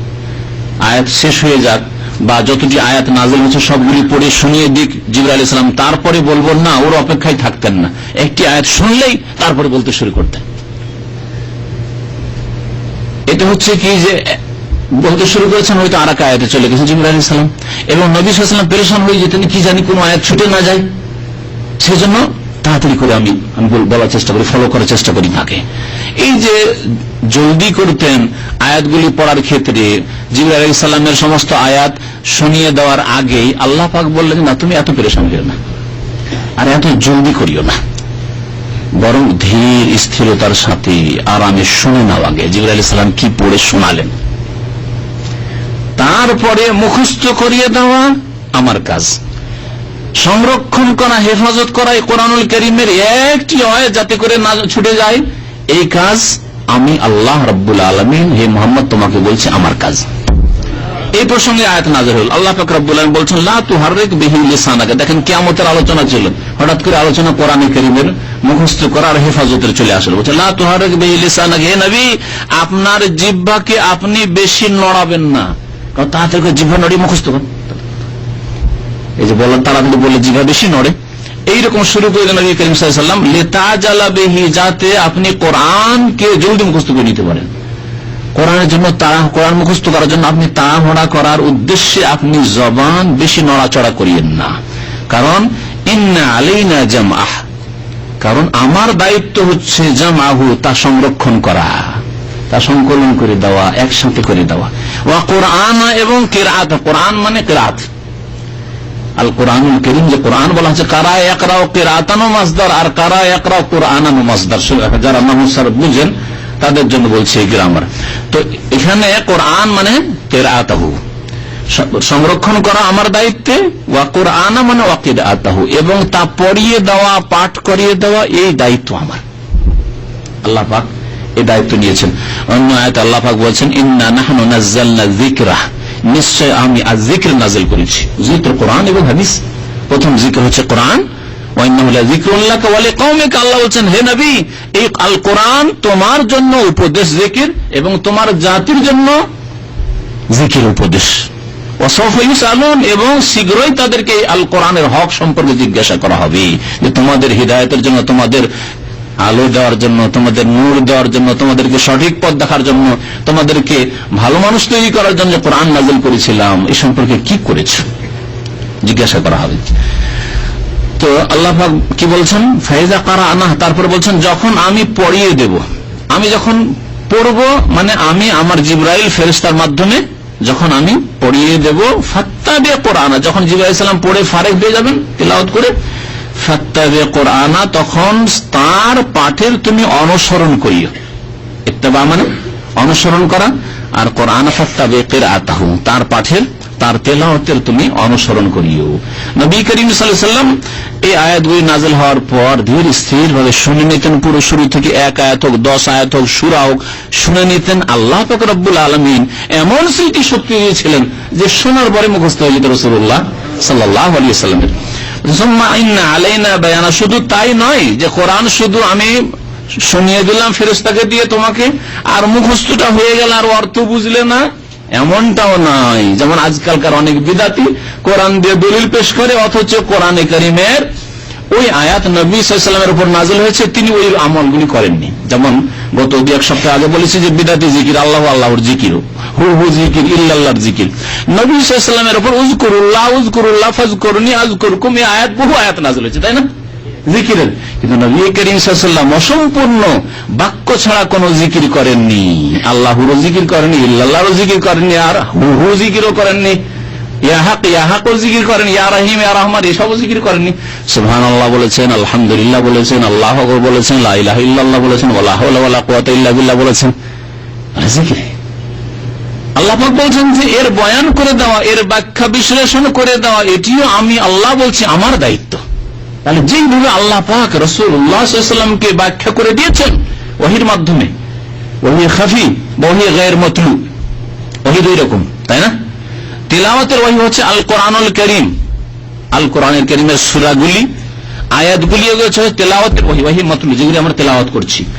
আর এর ব্যাখ্যা সম্পর্কে, এর তাফসীর সম্পর্কে নবী সাল্লাল্লাহু আলাইহি সাল্লামের উপর যে ওহী হয়েছে, এই আয়াতগুলি মুনাফিক সম্পর্কে, এই আয়াতে উদ্দেশ্য করা হয়েছে, এই আয়াত কিয়ামত সম্পর্কে, এই আয়াতে এই বোঝানো হয়েছে, এই আয়াত আমল সম্পর্কে, জিকির সম্পর্কে এই আয়াতে এই বোঝানো হয়েছে, সুতরাং তুমি এইরকম জিকির করো। যেমন উদাহরণস্বরূপ বলি আপনাদেরকে, যখন কোরআনে কারীমের আয়াত নাযিল হলো ফাসাব্বিহ বিসমি রাব্বিকাল আযীম, তখন নবী সাল্লাল্লাহু আলাইহি ওয়াসাল্লাম বললেন ইজালুহা ফি রুকুইকুম, এই আয়াতের প্রতি আমল করো তোমরা রুকুতে। তার এটা ওহী নাই? কোথা থেকে নবী সাল্লাল্লাহু আলাইহি ওয়াসাল্লাম বললেন? হ্যাঁ, তাহলে আয়াত নাযিল হলো, এটি হচ্ছে ওহী মাতলু, আর আয়াত রুকুতে তোমরা এর উপর আমল করো, অর্থাৎ বলো সুবহানা রাব্বিয়াল আযীম। যখন সাব্বিহ ইসমা রাব্বিকাল আ'লা নাযিল হলো, সূরাতুল আ'লা নাযিল হলো, নবী সাল্লাল্লাহু আলাইহি ওয়াসাল্লাম ইজআলুহা ফি সুজুদিকুম, এর উপর আমল করো, এই জিকির করো কোথায়? সিজদায়। তখন নবী সাল্লাল্লাহু আলাইহি ওয়াসাল্লাম সিজদায় পড়তে লাগলেন কি? সুবহানা রাব্বিয়াল আ'লা। যখন সূরা নাসর নাযিল হলো, ফাসাব্বিহ বিহামদি রাব্বিকা ওয়াস্তাগফিরহু ইন্নাহু কানা তাওয়াবা, শেষ অংশ, তখন নবী সাল্লাল্লাহু আলাইহি ওয়াসাল্লাম সম্পর্কে মা আয়েশা বলছেন কানা ইয়াকুলু ফি রুকুইহি ওয়া সুজুদিহি বিখালিল হাদিস, রুকুতে সিজদাতে নবী সাল্লাল্লাহু আলাইহি ওয়াসাল্লাম বলতেন সুবহানাকা আল্লাহুম্মা ওয়া বিহামদিকা, সুবহানাকা আল্লাহুম্মা রাব্বানা ওয়া বিহামদিকা আল্লাহুম্মা ইগফিরলি, সুবহানাকা আল্লাহুম্মা রাব্বানা ওয়া বিহামদিকা আল্লাহুম্মা ইগফিরলি। দেখেন আয়াতে কি আছে? ফাসাব্বিহ বিহামদি রাব্বিকা ওয়াস্তাগফিরহু, তিনটি হুকুম আছে, তাসবিহ করো, হামদ করো, প্রশংসা করো, আর আল্লাহর কাছে মার্জনা কামনা করো, ইস্তিগফার করো। নবী সাল্লাল্লাহু আলাইহি ওয়াসাল্লাম রুকু সিজদাতে বলতে লাগলেন সুবহানাকা আল্লাহুম্মা রাব্বানা ওয়া বিহামদিকা আল্লাহুম্মা ইগফিরলি, আল্লাহ তুমি মাফ করে দাও। দেখলেন? তাহলে আল্লাহ পাক রব্বুল আলামিন কেমন করে কোরআনে কারীমের উপর আমল করতেও শিখিয়ে দিয়েছেন। আল্লাহ পাক যেমন নাযিল করলেন আকিমুস সালাহ, নামাজ কেমন করে কায়েম করতে হবে, কোনখান থেকে শুরু, তাকবীরে তাহরিমা থেকে শুরু আর সালামে শেষ, এগুলি কোরআনে কারীমে আছে। কিন্তু সুম্মা ইন্না আলাইনা বায়ানা, অতঃপর আমার দায়িত্ব হচ্ছে তার ব্যাখ্যা বিশ্লেষণ করে দেওয়া, বিস্তারিত ব্যাখ্যা করে দেওয়া আমার দায়িত্ব। আল্লাহ পাক রব্বুল ওহী গায়র মাতলু দিয়ে হাদিসের মাধ্যমে, হাদিসের ওহীর মাধ্যমে নবী করিম সাল্লাল্লাহু আলাইহি ওয়াসাল্লামকে তার বয়ানও করে দিলেন।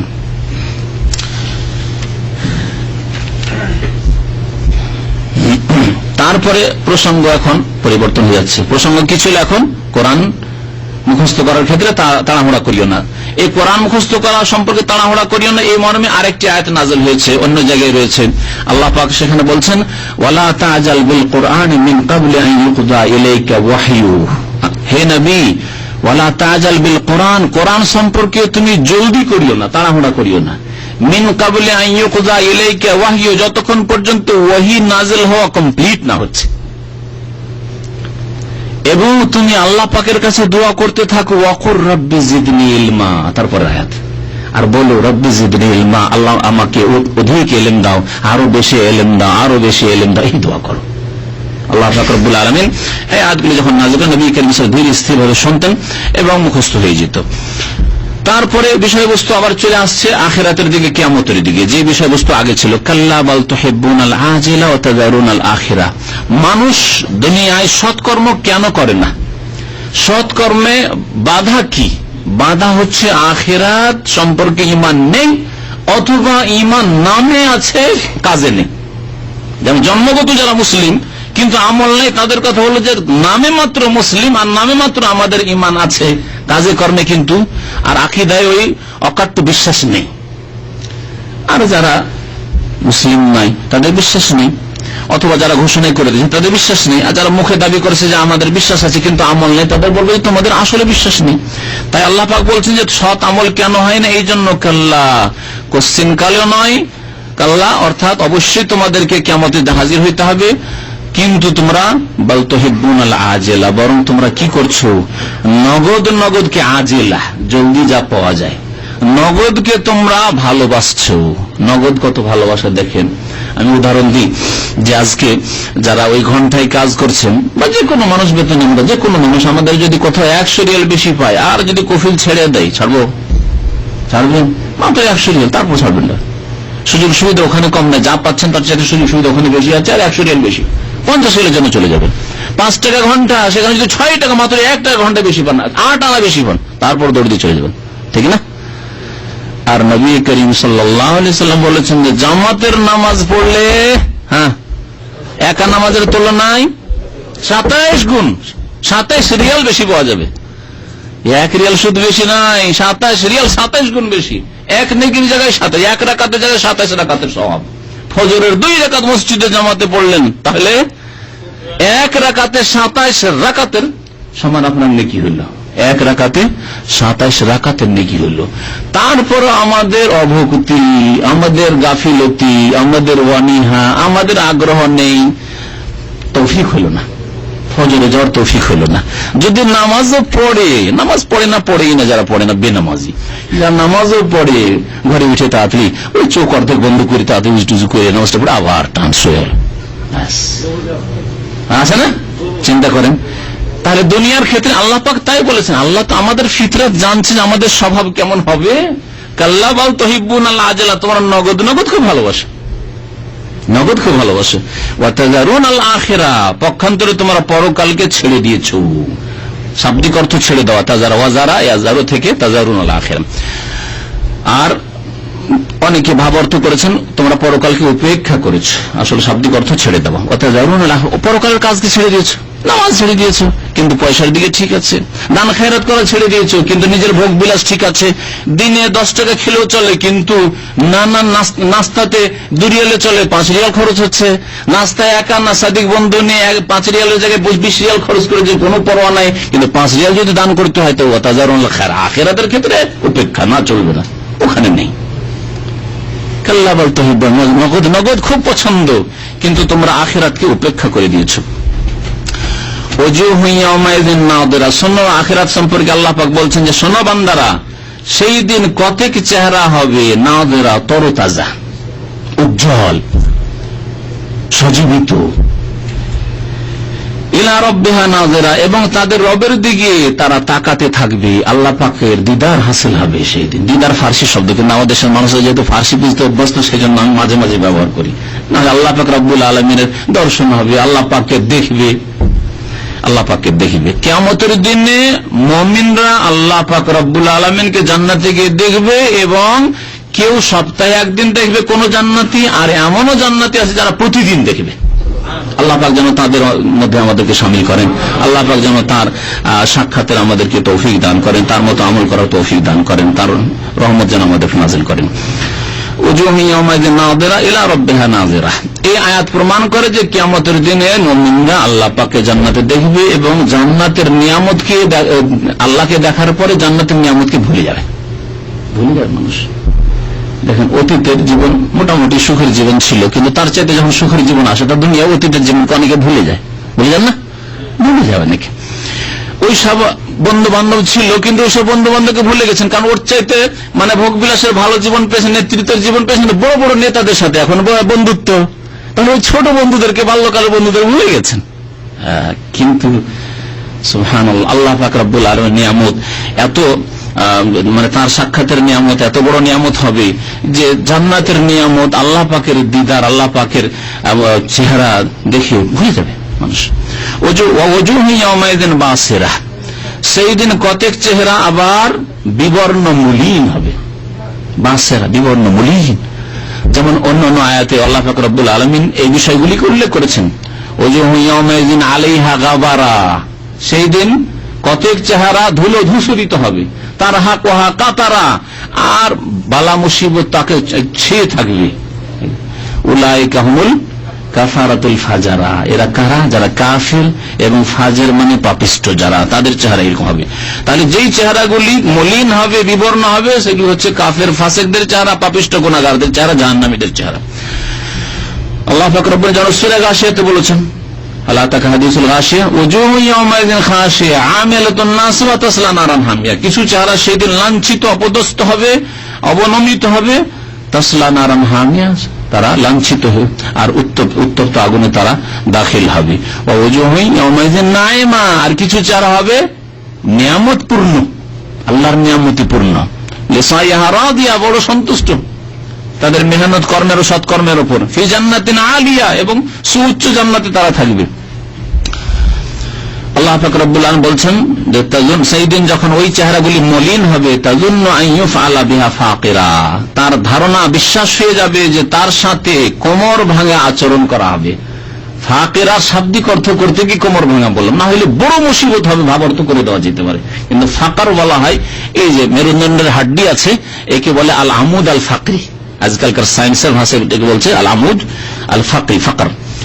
তো এই হাড্ডিটাকে বলা হয়, ওখান থেকে ফাকেরা শব্দ আল্লাহ পাক উল্লেখ করেছেন, মানে কোমর ভেঙে দেওয়া আচরণ করা হবে, এমন আচরণ, এমন শাস্তি দেওয়া হবে যে কোমর ভেঙে দিল। আল্লাহু আকবার। এ তো বোঝানো হয়েছে কত বড় যে শাস্তি জাহান্নামে হবে আল্লাহ পাক রব্বুল আলামিন ভালো জানেন। কাল্লা, কোশ্চেন কালেও নাই, তোমাদের ধারণা ভুল, কিয়ামত অবশ্যই হবে। তোমরা এই ভাবিও না যে কিয়ামত হবে না। ইযা বালাগাতিত তারাকি, যখন রূহ পৌঁছিয়ে যাবে, আর তারাকি কণ্ঠনালীতে, রূহ যখন এখানে পৌঁছে যাবে। এখন একই বুঝছে না কিয়ামতের কথা, পরকালের কথা, আল্লাহর নিয়ামতের কথা, আল্লাহর আযাবের কথা, এসব বিশ্বাস হচ্ছে না। কিন্তু কণ্ঠনালীতে যখন রূহ পৌঁছে যাবে, ওয়াকিলা, আর সেই সময় আত্মীয় স্বজনরা বলা বলি করবে। কিলা মানে বলা হবে, বলবে কে? মজহুলের সেগা। আত্মীয় স্বজন আপনজনরা বলা বলি করবে, মান রাগ, কেউ ঝাড়ফুঁক করার আছে? কেউ আছে? কেউ ঝাড়ফুঁক করতে পারবে? কেউ রক্ষা করতে পারবে? রাগ শাব্দিক অর্থ রুকিয়া থেকে, রুকিয়া মানে ছুটাছুটি লেগে দেখে কোন ভালো লোককে দেখতো, একটু নেক লোককে দেখতো, কোন আলেমকে, অমুক আলেমকে নিয়ে আইতো, অমুককে নিয়ে আইতো, একটু ঝাড়ফুঁক করে একটু ফুক দিক। আল্লাহ বলছেন সেই সময় যখন কণ্ঠনালীতে রূহ পৌঁছে যাবে, আর ওয়াকিল, আর আত্মীয় স্বজন আপনজনরা বলা বলি করে, মান রাগ, এখানে সাক্তা আছে, এই জন্য মার রাগ পড়বেন না, কি বলবেন? মান রাগ, সাক্তা আছে। সাক্তা মানে হচ্ছে, হ্যাঁ কাজী সাহেবরা, সাক্তা মানে কি? ওয়াকফ আর সাক্তায় পার্থক্য কি? ওয়াকফ মানে শ্বাস ছেড়ে দেওয়া, আর শ্বাস মানে দমকে রেখে, দম ছাড়বেন না, আপনি শ্বাস ছাড়বেন না কিন্তু একটু থামবেন। মান রাগ, কিন্তু শ্বাস ছাড়লাম না, আর মান ছেড়ে দিলাম, শ্বাস ফস করে লিক হয়ে গেল, এই লিক করলে চলবে না। আর মার রাগ পড়ে নেবেন একটা না, তাও চলবে না। ওয়াকিল মান রাগ, আর বলা বলি করবে তার মান রাগ, আছে কেউ ঝাড়ফুঁক করা আছে, দেখো, খোঁজ করো, পরেশান হয়ে ছুটাছুটি করছে। ওয়াজান্না আন্নাহুল ফিরাক, আর সেই দিন সে নিশ্চিত হয়ে যাবে, ইয়াকিন তার হয়ে যাবে, বিশ্বাস হয়ে যাবে, আন্নাহুল ফিরাক, এটি হচ্ছে আত্মীয় স্বজন আপনজন, ছেলে মেয়ে স্ত্রী থেকে জুদাইয়ের দিন, পৃথক হওয়ার দিন, চলে যেতে হবে, আর উপায় নেই। মুমূর্ষ অবস্থায় বুঝতে পারছে আযাবের ফেরেশতাকে দেখে নিয়েছে, মালাকুল মউত চলে এসছে, ওয়াজান্না আন্নাহুল ফিরাক, বিশ্বাস, তখন বিশ্বাস হচ্ছে যে হ্যাঁ কিয়ামত হবে, তখন বিশ্বাস হচ্ছে যে চমক দিতে আর উপায় নেই, কিন্তু আর ফিরে আসা যাবে না, ফিরে আসার সময় শেষ এসেছে, তওবার দরজা বন্ধ হয়ে গেছে, যেমন নবী করিম সাল্লাল্লাহু আলাইহি ওয়াসাল্লাম বলেছেন, এই সময় গিয়ে প্রত্যেক মানুষের তওবার দরজা বন্ধ হয়ে যায়, সংশোধনের আর সময় থাকে না। ওয়ালতাফাতিস সাকু বিস-সাক, এবং সেই দিন এক পায়ের নলা আর এক পায়ের নলার সাথে মিলে যাবে, জড়িয়ে যাবে। ইলতাফা মানে জড়িয়ে যাওয়া, ইলতাফা মানে জড়িয়ে যাওয়া, ইলতাফা মানে জড়িয়ে যাওয়া, একটা জিনিস আর পেন্সিল জড়িয়ে যাওয়াকে ইলতাফা বলা হয়। লাফ, এই জন্য আজকালকার ফাইলকে মালাফ বলছে, বুঝে না? এটা ভাষা অনেকে জানেন না, মালাফ মানে কি? ফাইল, কারণ ফাইল জড়িয়ে দিলেন, ফাইল, এই মালাফ। লাফা ইয়ালুফ মানে জড়িয়ে দেওয়া। ওয়ালতাফাতিস সাকু বিস-সাক, পায়ের নালা বা পায়ের গোছা কি হবে? এক পায়ের নলা আর এক পায়ের নলার সাথে জড়িয়ে যাবে। জড়িয়ে যাওয়ার অর্থ কি? পা পায়ের সাথে জড়িয়ে গেছে, মানে নিরুপায়, আর কোন উপায় নেই, শেষ, পা নড়াতে পারছে না, মানে মুমূর্ষ অবস্থা, মত চলে এসেছে। এই মত চলে আসার অবস্থা কি আল্লাহ পাক এই বাকভঙ্গিমায় প্রকাশ করেছেন, ওয়ালতাফাতিস সাকু বিস-সাক। সেই দিন ইয়াকিনা ইলা রাব্বিকা ইয়াওমাইযিনিল মাসাক, আর কোথায় যাবে? উপায় কি? এখন তোমার রবের দিকে তোমার উদ্দেশ্য, তোমাকে সাকা ইয়াসুকু মানে নিয়ে যাওয়া, হাঁকিয়ে নিয়ে যাওয়া, তাড়িয়ে নিয়ে যাওয়া, তোমার রবের দিকে সেই দিন তোমাকে যেতে হবে। ফালা সাদ্দাকা ওয়ালা সাল্লা, কিন্তু এই পাপিষ্ঠরা না বিশ্বাস করে, সাদ্দাকা সাদ্দাকু মানে বিশ্বাস করা, তাসদীক, বিশ্বাসও করেনি, ওয়ালা সাল্লা, আর নামাজও আদায় করেনি, সালাতও কায়েম করেনি। দেখলেন, তাহলে বুঝা গেল যে প্রথম অপরাধ হচ্ছে বিশ্বাস না করা, মানে কুফর এবং শিরক, আর 2 নম্বর অপরাধ হচ্ছে নামাজ না পড়া। 2 নম্বর অপরাধ খুন করা নয়, 2 নম্বর অপরাধ জিনা করা নয়, 2 নম্বর অপরাধ আমাদের বলে জুয়া খেলা নয়, 2 নম্বর অপরাধ বাবা মার কথা শোন না তা নয়, বাবা মাকে টাকা পাঠায় না তা নয়, 2 নম্বর অপরাধ হচ্ছে বেনামাজি হওয়া, শিরক কুফরির পরে বিশ্বাস না করা, আল্লাহকে বিশ্বাস না করা, পরকালকে বিশ্বাস না করা, অথবা একত্বকে বিশ্বাস না করা। যেমন হয়তো মুসলিম, আর মুসলিম মানে বিদাতি ধার্মিক, কিন্তু সে তাওহীদে বিশ্বাসী নয়, কবর মাজার পূজায় বিশ্বাসী, আর টসিম আইসবান্ডারকে বিশ্বাসী, আজমিরের পূজায় বিশ্বাসী, বাগদাদের ওই গৌসুল আজমের পূজায় বিশ্বাসী, গরিব নামাজে বিশ্বাসী, তাওহীদে বিশ্বাসী নয়, এরা বিশ্বাসী নয়। এই জন্য মুশরিক কাফের সমান শাস্তির হকদার। আল্লাহ পাক রব্বুল কি বলছেন যে তারা বিশ্বাসও করতো না, ওয়ালা সাল্লা, আর নামাজও পড়তো না, ওয়ালাকিন কাযযাবা ওয়া তাওয়াল্লা, তবে কি করতো? মিথ্যা মনে করতো, মিথ্যা প্রতিপন্ন করতো, ওয়া তাওয়াল্লা, আর মুখ ফিরিয়ে নিত। বললে মুখ ফিরিয়ে না, হুজুরদের কথা, দের মোল্লাদের কথা, হ্যাঁ যাও, সময় নেই আমার কাছে, চলেন দিনের কথা শুনে যাও, যাও তোমাদের কাম নাই, তুমি যাও, মুখ ব্যস্ত মানুষ। ওয়ালাকিন কাযযাবা ওয়া তাওয়াল্লা। চলো নামাজ পড়তে যাই। আমরা অনেক সময় বলে দেখেছি, যদি আরবি ভাষায় বলেছি, আরবি ভাষা বলে একটু ভয় করে, আবার কি জানি সৌদি হইতে পারে আবার। আর যদি বাংলায় বলি, যান যান যান যান আসছি, আমাদের সাথে হয়তো একটু যান যান আসছি। আর আপনাদের অনেক লোককে বলে যান যান আপনার কাজ আপনি করেন। সুবহানাল্লাহ। ওয়ালাকিন কাযযাবা ওয়া তাওয়াল্লা, নামাজ পড়েনি, বিশ্বাসও করেনি, মিথ্যা মনে করেছে, আর মুখ ফিরিয়ে নিয়েছে, যান যান, নিজের কাজ নিজে করে।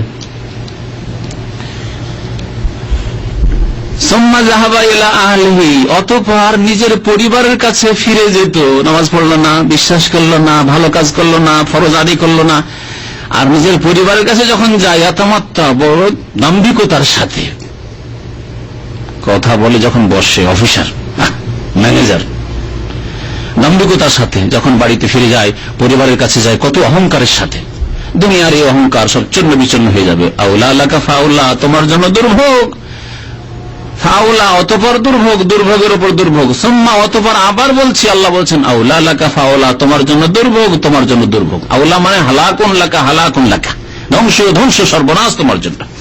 নামাজ পড়লে না, বিশ্বাস করলে না, মুখ ফিরিয়ে নিলে, দিন শিখলে না, আমল করলে না, দুর্ভোগ, দুর্ভোগ, সর্বনাশ তোমাদের জন্য।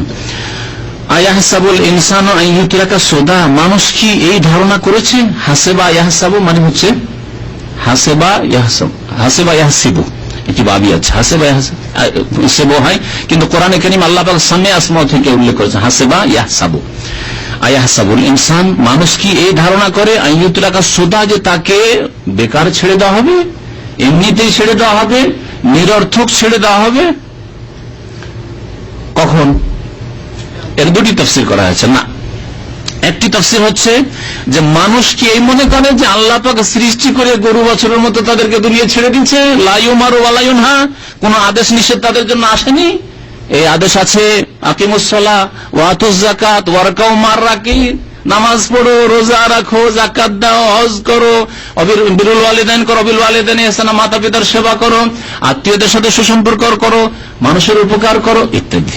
এগুলো আদেশ নিষেধ। শরীয়ত আদেশ নিষেধ না করে এমনি আল্লাহ গরু ছাগলের মতো ছেড়ে দিয়েছেন, এইরকম ধারণা করে না, একটি অর্থ। তাহলে দুনিয়ার কথা বলা হয়েছে।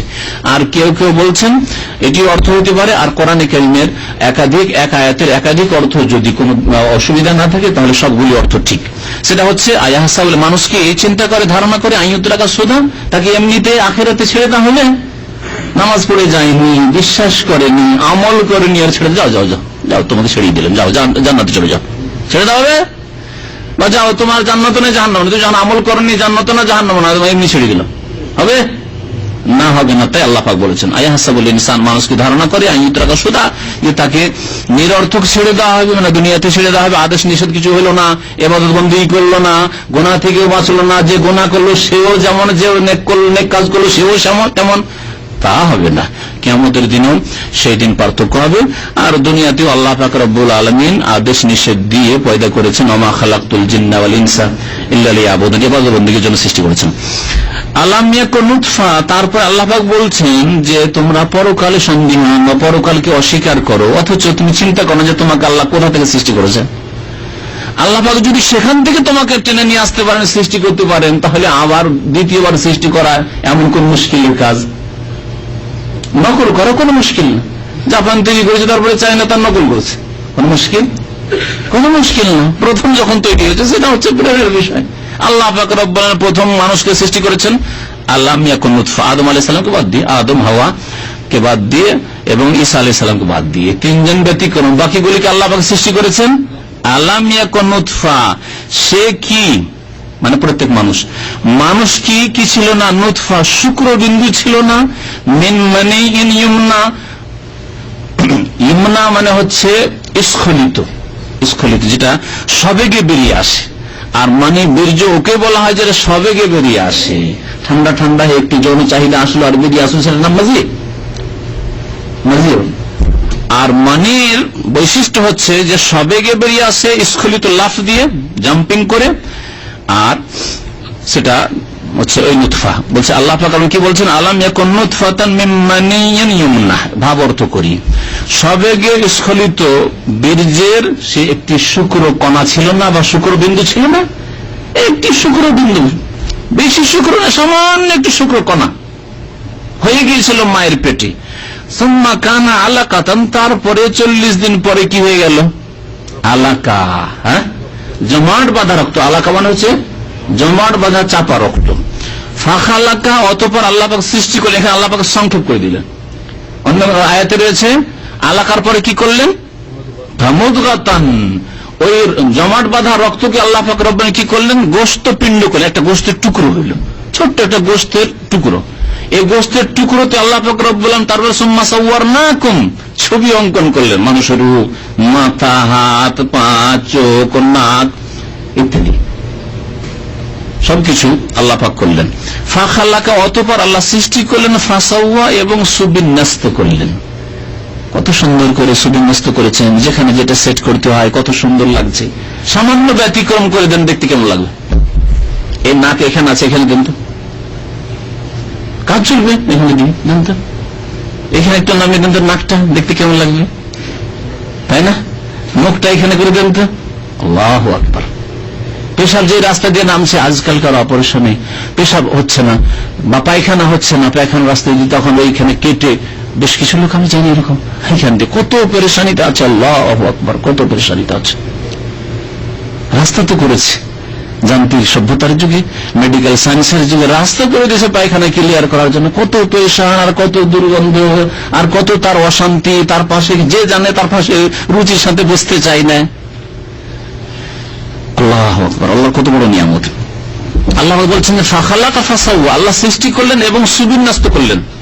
আমি দেখেছি এই 5টি আঙ্গুলের সাথে সামান্য একটি আঙ্গুল এতদূর পর্যন্ত আছে, একটি আঙ্গুল আছে, তারপর দেখতে ভালো লাগছে নাকি? আঙ্গুল তো বেশি হলো, তো ভালো লাগাচ্ছে। হ্যাঁ, এখানে বিদাতীদের শিক্ষা আছে, বিদাতীদের জন্য শিক্ষা আছে। বিদাতীরা নবী সাল্লাল্লাহু আলাইহি ওয়াসাল্লাম করেননি, তারপরে করবে, ভালো লাগবে। আরে আল্লাহর নবী রাহমাতুল্লিল আলামিন করলেন না, মিলাদুন নবী করলেন না, শবে বারাত হালুয়া রুটি করলেন না, নাওয়াইতো পড়লেন না, ইক্তাদাতু বিহাযাল ইমাম পড়লেন না, আনা ইমামুল লিমান হাযারা ওয়া লাম ইয়াহযুর পড়লেন না, সম্মিলিত মোনাজাত করলেন না, আর আপনি করবেন। আর ভালো লাগছে, বিদআতে হাসানা। আল্লাহ পাক এদের বিবেক বুদ্ধির দিক আর বুঝার তৌফিক দান করুন। চিন্তা করুন, আপনি একটা সামান্য আঙুল একটু বেড়ে গেছে, এটা যদি ভালো না লাগে, তাহলে শরীয়তের এই নতুন নতুন কাজ কি করে ভালো লাগবে? আল্লাহ পাক কি করে ভালোভাবে কবুল করবেন? আল্লাহ পাক এই জন্য কুল্লু বিদআতিন দালালা ওয়া কুল্লু দালালাতিন, কুল্লু বলেছেন, বলেন না যে বাদু। গ্রামার তো জানে মৌলভী সাহেব, যারা বিদআতে মৌলভী সাহেব, যদি হয়তো যে কিছু বিদআতে হাসান আছে, তাহলে বাদু বলতেন, কুল্লু বলতেন না। নবী করিম সাল্লাল্লাহু আলাইহি ওয়াসাল্লাম প্রত্যেক খুতবার এই বক্তব্য ছিল কুল্লু বলে। তো আল্লাহ পাক বলছেন ফাখালাকা ফাসাওয়া, সুবিন্যস্ত করলেন। ফাজাআলা মিনহু যাওজাইন যাকারা ওয়াল উনসা, সৃষ্টি হলো। এখন সেক্স দিতে হবে, মানে নর না নারী, নর না নারী। তখন আল্লাহ পাক সৃষ্টি করলেন, না এটা নারী করলাম, এটা নর করলাম, এটা ছেলে, এটা মেয়ে। ফাজাআলা মিনহু যাওজাইন যাকারা ওয়াল উনসা, অতঃপর আল্লাহ পাক রব্বুল তা থেকে কি করলেন, জোড়া তৈরি করলেন, জোড়া জোড়া তৈরি করলেন। আর যাকার নর তৈরি করলেন, আর না হলে ওয়াল উনসা নারী তৈরি করলেন, ছেলে না হয় মেয়ে আল্লাহ দিলেন।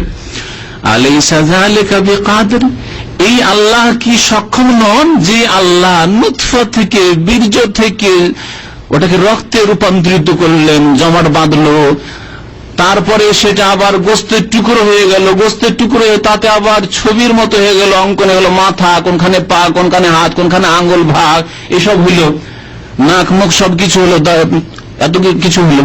আল্লাহ পাক আবার মগজ ভেতরে দিয়েছেন, মুখ দিয়েছেন, কত কি আল্লাহ পাক দিয়েছেন, এই ভাগ হইল, এগুলি দিলেন। তিনি কি পুনরায় সৃষ্টি করতে পারবেন না? তাই আল্লাহ জিজ্ঞাসা করছেন আলাইসা যালিকা বিকাদ, এই আল্লাহ কি সক্ষম নন এ বিষয়ের ওপর যে আইয়ুহিয়াল মাউতা, মৃতদেরকে তিনি পুনরায় জীবিত করবেন? অবশ্যই তিনি সক্ষম। মাউতা মাইয়িতের জামা, মাউতা। আলাইসা যালিকা বিকাদিরিন আলা আইয়ুহিয়াল মাউতা, সেই আল্লাহ কি মৃতদের জীবিত, পুনরায় জীবিত করার উপর সক্ষম নন? অবশ্যই সক্ষম। নবী করিম সাল্লাল্লাহু আলাইহি সাল্লামের দু একটি হাদিস এই মর্মে শোনাই, যে তাফসীর গুলো হলো তার মধ্যে একটি বিষয় ছিল যে আল্লাহ পাককে জান্নাতে মুমিনরা দেখবে। আল্লাহ পাক যেন আমাদেরকে এই দিদার দান করেন। এই সম্পর্কে দু একটি হাদিস শুনে নবী সাল্লাল্লাহু আলাইহি সাল্লাম একবার জিজ্ঞাসা করলেন, বুখারী মুসলিমের হাদিস, আন্না নাসান কালু ইয়া রাসূলুল্লাহ, কিছু সাহাবীরা বললেন, হে আল্লাহ রাসূল, হাল নারা রব্বানা ইয়াউমাল কিয়ামাতে, কিয়ামতের দিনে কি আমাদের রবকে আমরা দেখতে পাবো, আল্লাহকে কি দেখতে পাবো, সাক্ষাৎ হবে? ফাকালা, আর কেমন করে বা দেখবো? প্রশ্ন, এত ভিড়, অসংখ্য মানুষ, কেমন করে দেখবো ভিড়ে?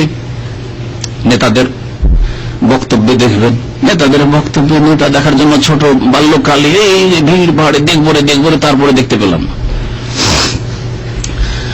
কিন্তু আফসোসে ছোটকালে করেছেন, কিন্তু এই সাবালক হওয়ার পরে 40 বছর 50 বছর বয়স, তারপরেও পিছনে পিছনে ছোটা, এটা অবিবেকের বিষয়, আর না হয় পেটের বিষয়। তো আল্লাহ পাক রব্বুল আলামিন রাসূল সাল্লাল্লাহু আলাইহি ওয়াসাল্লাম কি বললেন যে হাল তুদারুনা ফি রুয়াতিশ শামসি ওয়াল কামার, এই সূর্য চন্দ্র দেখতে গিয়ে তোমাদের কি কোনো কষ্ট হচ্ছে? অসংখ্য মানুষ দেখছে, সারা দুনিয়ার সমস্ত মানুষই দেখছে, চন্দ্রকে দেখছে, সূর্যকে দেখছে, অথচ সূর্য চন্দ্র আল্লাহ পাকের সৃষ্টি, আল্লাহ পাকের তুলনায় ক্ষুদ্র সৃষ্টি, তা দেখতে যদি কষ্ট না হয়, ভিড় ভাড় না হয়, তাহলে আল্লাহকে দেখতে জান্নাতে কেন ভিড় ভাড় কষ্ট হবে? লাইসা দুনহা সাহাবুন, যখন সূর্য চন্দ্র দেখতে গিয়ে মেঘলা আকাশ না থাকে কোনো অসুবিধা হয় না দেখতে। ফাইন্নাকুম, তারপরে বলেন কালুলা কালা ফাইন্নাকুম তারাউনা রাব্বাকুম কাযালিকা, এইরকমই তোমরা তোমাদের রবকে দেখবে। তারপরে জারীর রাদিয়াল্লাহু তাআলা আনহু আরেকটি হাদিস বর্ণনা করেছেন, নাযারা রাসূলুল্লাহ ইলাল কামার লাইলাতুল বদর, পূর্ণিমার রাতে একবার রাসূলুল্লাহ সাল্লাল্লাহু আলাইহি ওয়াসাল্লাম চাঁদের দিকে দেখলেন। আর ইন্নাকুম তারাউনা রাব্বাকুম, তোমরা অবশ্যই তোমাদের রবকে দেখবে, কামা তারাউনা হাযাল কামার, যেমন এই চাঁদকে তোমরা দেখতে পাচ্ছ এই পূর্ণিমার রাতে। ফাইন ইসতাতাতুম, কিন্তু দেখার জন্য শর্ত হচ্ছে আমল করতে হবে। তাই আমলের দিকে দিক নির্দেশনা দিচ্ছেন, বলছেন ফাইন ইসতাতাতু আল্লা তুগলাবু আলা সালাতিন ক্বাবলা তুলুই শামসি ওয়ালা ক্বাবলা গুরুবিহা ফাফআলু, তাহলে তোমরা যথাসাধ্য করবে কি সূর্য উদয় হওয়ার আগের নামাজ এবং সূর্য অস্ত হওয়ার আগের নামাজ, এই দুই নামাজে তোমরা কোন রকমের গাফিলতি করবে না। এই ক্ষেত্রে তোমরা যেন দুর্বল না হয়ে যাও, কমজোর না হয়ে যাও, যে ফজর উঠতে পারিনি, জোহরে 1:30-2টোর সময় খানা খেয়ে শুই, আবার 4টার সময় ডিউটি আছে তাই উঠতে পারি না, 3টের সময় আজান হয় উঠতে পারি না, এমন যেন না হয়। আল্লাহ তুগলাবু, খবরদার কমজোর হয়ে যেন, দুর্বল হয়ে যেন এই দুই নামাজ আদায় করতে গিয়ে। তাহলে ফাফআলু, এই কাজ করিও, আল্লাহ পাককে তাহলে দেখতে পাবে। তা আল্লাহ পাককে দেখার উপায় হচ্ছে 5 ওয়াক্ত নামাজের হেফাজত করা, আর বিশেষ করে ফজর নামাজ, কারণ আজকালকার সবচেয়ে বড় ভারী কাজ হচ্ছে ফজর নামাজ আদায় করা। আর নবী সাল্লাল্লাহু আলাইহি ওয়াসাল্লাম বলেছেন মুনাফিকের লক্ষণ হচ্ছে যে ফজর নামাজ সবচেয়ে ভারী তাদের জন্য। নবী সাল্লাল্লাহু আলাইহি ওয়াসাল্লামের আরেকটি হাদিস সুহাইব রাদিয়াল্লাহু তাআলা বর্ণনা করেছেন, ইযা দাখালা আহলুল জান্নাতি জান্নাতা, জান্নাতে যখন জান্নাতে প্রবেশ করবে, ইয়াকুলুল্লাহু তাআলা, আল্লাহ পাক বলেন, তুরিদুনা শাইআন আযীদুকুম, আল্লাহ বলবেন তোমাদের কিছু দেব, আর দেব, জান্নাতে চলে গেছে, জান্নাত পেয়ে গেছে, তারপর আল্লাহ বলছেন আরো কিছু দেব তোমাদেরকে। ফায়াকুলুনা, তখন লোকেরা বলবে জান্নাতীরা, আলাম তুবাইয়িদ ওজুহানা, আল্লাহ আমাদের চেহারাগুলিকে তো তুমি উজ্জ্বল করে দিয়েছো, করো নাকি? আল্লাহ তুমি করে দিয়েছো। আলাম তুদখিলনাল জান্নাতা, আল্লাহ আমাদেরকে জান্নাতে কি দাখিল করোনি? জান্নাত দিয়ে দিয়েছো। ওয়া তুনাজ্জিনা মিনান নার, জাহান্নাম থেকে আমাদেরকে বাঁচিয়ে দিয়েছো, আর কি চাই? কাল ফায়াকশিফুল হিজাব, আল্লাহ নূরের পর্দা খুলে দেবেন, পর্দা খুলে দেবেন। ফামা উতু শাইআন আহাব্বা ইলাইহিম মিনান নাযরি ইলা রাব্বিহিম, সেই সময় আল্লাহকে দেখার চাইতে প্রিয় কোন নিয়ামত আর হবে না তাদের কাছে, ওর চাইতে বড় নিয়ামত আর কিছু পাইনি, আর হবে না। এই জিয়াদা যে তোমাদেরকে আরো কিছু অতিরিক্ত দেব, এই জিয়াদা ফাওয়ের কথায় আল্লাহ পাক রব্বুল একটি আয়াতে উল্লেখ করেছেন, সেটাও আল্লাহ পাকে কিয়ামতে দেখার দলিল। লিল্লাযিনা আহসানুল হুসনা ওয়া জিয়াদা, যারা সৎকর্মশীল তাদের জন্য আল হুসনা মানে জান্নাত রয়েছে, ওয়া জিয়াদা আর ফাও রয়েছে। ফাও বেশি ভালো লাগে, তাই না? ফাও ভালো লাগে না? 1 কিলো কিনলেন, 1 কিলো অত ভালো লাগবে না, কিন্তু ওর উপর একটা বেগুন উঠে দিল, ওটাই ভালো লাগে, ফ্রি বেগুন।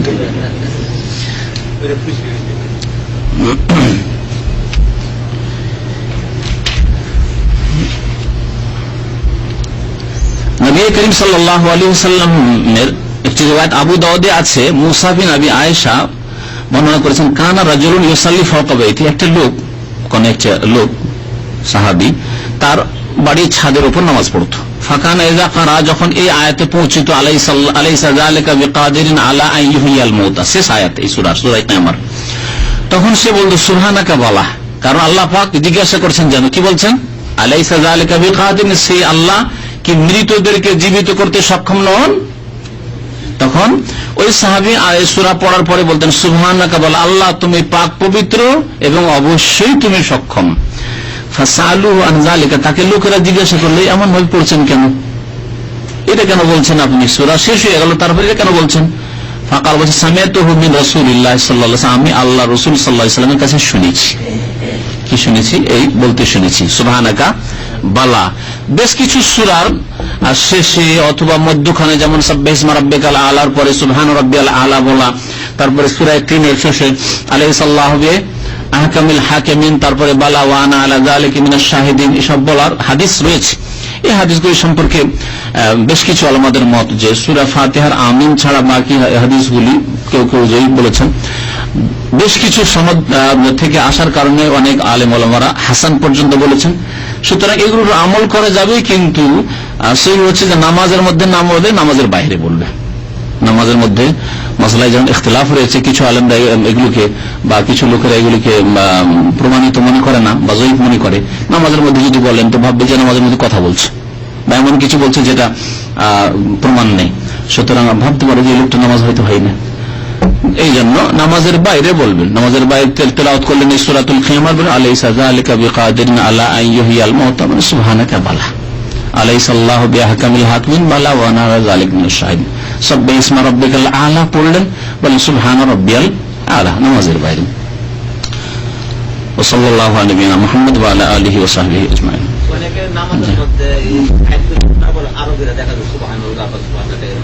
মাঝে মাঝে দোয়া করেন, নবী সাল্লাল্লাহু আলাইহি ওয়াসাল্লাম দোয়া করতেন নামাজের মধ্যে। যখন জান্নাতের আয়াত আসতো তখন জান্নাত চাইতেন, যখন জাহান্নামের আয়াতগুলি আসতো তখন জাহান্নাম থেকে পানা চাইতেন, এবং যখন আযাবের আয়াত আসতো আযাব থেকে পানা চাইতেন। তাসবিহ জিকির করতেন, কিন্তু সেগুলি সুন্নাত নামাজ ছিল না, নফল নামাজ ছিল, ফরজ নামাজ ছিল, এবং জায়েজ আছে, জায়েজ আছে। বিশেষ করে একা নামাজ হলে, একা ফরজ হলেও জায়েজ আছে। কিন্তু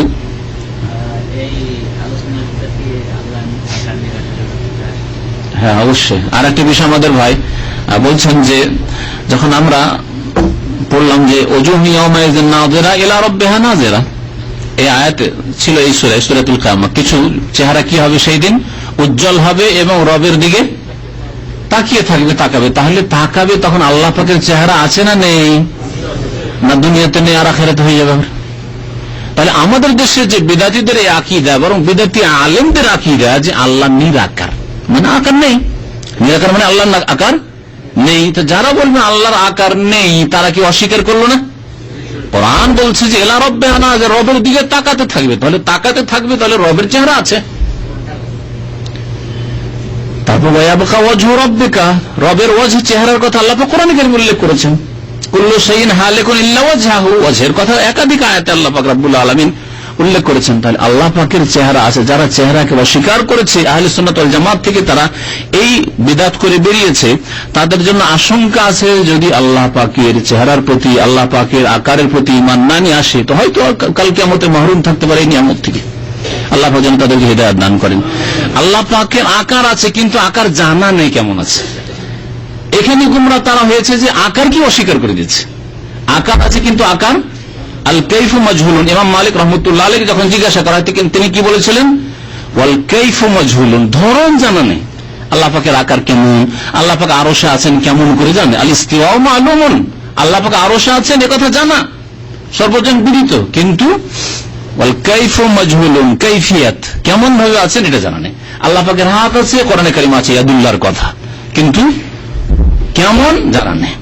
যদি কেউ তুলনা করে তাহলে সে গুনাহ করবে, সে গুমরাহ পথভ্রষ্ট হবে।